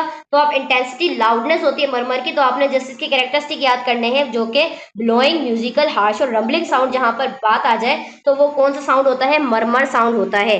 हार्ट मरमर्स क्या होते हैं, डिस्क्राइब करते हैं अकॉर्डिंग टू देयर टाइमिंग के हिसाब से होता है, क्वालिटी और पिच के हिसाब से, हम लोकेशन के हिसाब से हम इसको डिस्क्राइब करते हैं। ये चार्ट जो आपको दी गई है यहाँ पर मुख्तलिफ किस्म के मरमर साउंड और उसका पॉसिबल कोज है, जैसे कि mid mid systolic ejection, harsh, rough with medium to high pitch होगा, लोकेशन पल्मोनिक पे सुनेगा, पॉसिबल कॉज क्या है, पल्मोनिक स्टेनोसिस की वजह से हो सकता है, या फिर harsh, rough with medium to high pitch होगा, आयोटिक एंड सुप्रास्टर्नल नोच इसका लोकेशन होगा, और आयोटिक स्टेनोसिस की वजह से भी हो सकता है।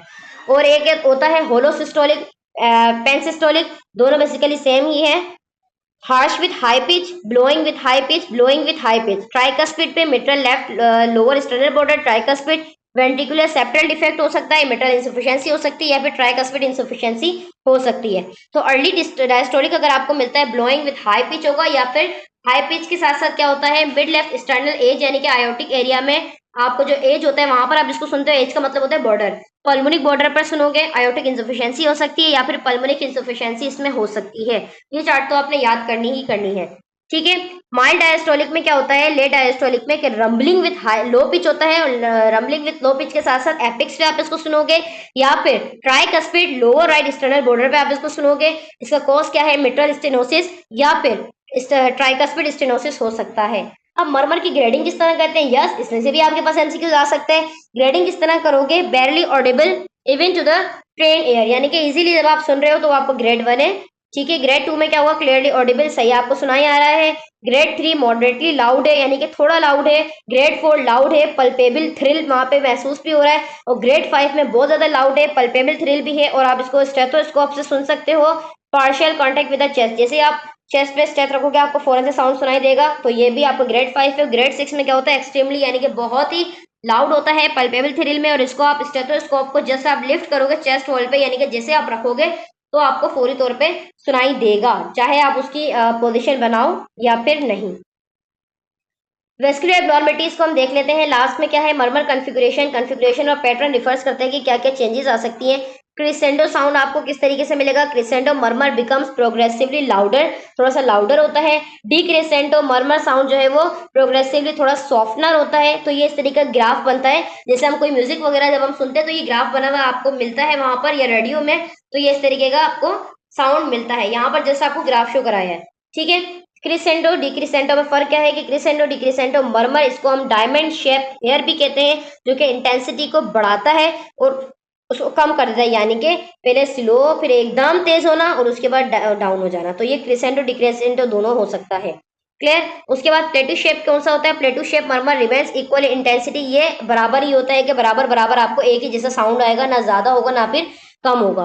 विनस अल्सर क्या है, रिजल्ट होता है कि विनस हाइपरटेंशन की वजह से हो सकता है। ये अल्सर मोस्ट कॉमन अक्यूरिंग होता है लोअर लेग्स में होगा और टिपिकली ये फाउंड होता है आपके एंकल, जिस तरीके के आपको नजर आ रहा है। लेम्फेटिक अल्सरेशन कौन सा होता है, लेम्फेटिक अल्सर रिजल्ट होता है लेम्फेडिमा की वजह से। इसमें कैपिलरीज जो है वो कंप्रेस हो जाती है क्योंकि टिश्यू जो है वो ज्यादा थिक हो जाते हैं, यहाँ पर ब्लड फ्लो ऑक्यूलेट्स हो जाता है स्किन के अंदर। और लेम्फेटिक अल्सरेशन जो होती है एक्सट्रीमली डिफिकल्ट होती है, इसको ट्रीट करना बहुत ज्यादा मुश्किल होता है। और साथ साथ में क्या होता है, लेम्फेटिक अल्सरेशन बहुत मुश्किल से ट्रीट भी होता है, साथ में ब्लड फ्लो भी यहाँ कम हो जाता है। ये फोटो आपको शो करवा रही है कि पेशेंट लिम्फेडिमा के साथ है और यहाँ पर अल्सरेशन भी हो गई और ये बहुत ज्यादा खतरनाक है। तो वेस्कुलर अल्सरेशन जो है डिफर होते हैं, उसकी अपीयरेंस अलग होती है, सिवियरिटी अलग होती है, डिपेंड करता है कि वो कौन से पार्ट पर हुई है वेस्कुलर सिस्टम के, यानी कि लाजमी नहीं है कि वो लिम्फेटिक जो है वो आपके पैर में ही हो। अल्सर, आर्टियल अल्सर क्या है कि आर्टियल अल्सर रिजल्ट होता है कि आर्टियल ऑक्लूसिव डिजीज की वजह से होता है, जिसमें इनसफिशिएंट ब्लड फ्लो, टिश्यू की तरफ इनसफिशिएंट ब्लड फ्लो जाना, आर्टियल इनसफिशिएंसी होती है। कॉमनली फाउंड आपको कहाँ मिलेगा, at distal end of the aortic में, यानी कि डिस्टल एंड पे आपको ये मिलेगा। ठीक है, स्पेशली जो tip of the toes of the tip होती है वहां पर आपको मिल सकता है, या तो corner of the nail beds and over bony prominence पे आपको नजर आएगा, जो कि पिक्चर आपको दी गई है। अच्छा, लास्ट है हमारे पास पैराग्राफ ब्रूट्स। ब्रूट्स क्या होता है, मरमर लाइक ही होता है, मतलब मरमर की तरह ही होता है, वेस्कुलर साउंड होता है, लेकिन rather than cardiac origin is called bruits. ये थोड़ा कार्डिक साउंड होता है, इसको हम ब्रूट्स कहते हैं। अगर आप ब्रूट साउंड सुनते हो आर्टिकल ऑस्कल्टेशन में, तो पेशेंट को ऑक्लूसिव आर्टिकल डिजीज भी हो सकती है या फिर आर्टियोवीनस फिस्टूला भी हो सकता है। फिस्टूला क्या होता है, फिस्टूला वो होता है जहां पर आप आर्टरी और वेन को दोनों को कनेक्ट करते हो, तो वो होता है फिस्टूला। जब पेशेंट जो है वो डायलिसिस पे जाता है तो हम फिस्टूला बनाते हैं, आर्टरीज और वेन को एक साथ करके, और एक जो हम वहां पर क्रॉस करते हैं, क्रॉस सेक्शन जो होता है, तो उसको हम कहते हैं फिस्टूला। तो वहां पर आपको ब्रूट साउंड इजीली मिल सकता है, कभी भी आप डायलिसिस वार्ड में जाके पेशेंट को असिस्ट कर सकते हो। तो कैरोटिड ब्रूट जो होगा वो सजेस्ट करेगा कैरोटरी आर्टरी स्टेनोसिस है। अगर आपको कैरोटिड पर मिल रहा है तो कैरोटिड आर्टरी स्टेनोसिस है, यानी कि नैरो है। Various high cardiac output condition में मिलेगा, जैसे कि एनीमिया, हाइपरथायराइडिज्म और फियोक्रोमोसाइटोमा, जो कि एक ट्यूमर है और मे ऑल्सो कॉज ब्रूट, और ये ब्रूट भी कॉज करवा सकता है। If you have any question regarding this topic, so you may ask in the comment section. Thank you so much.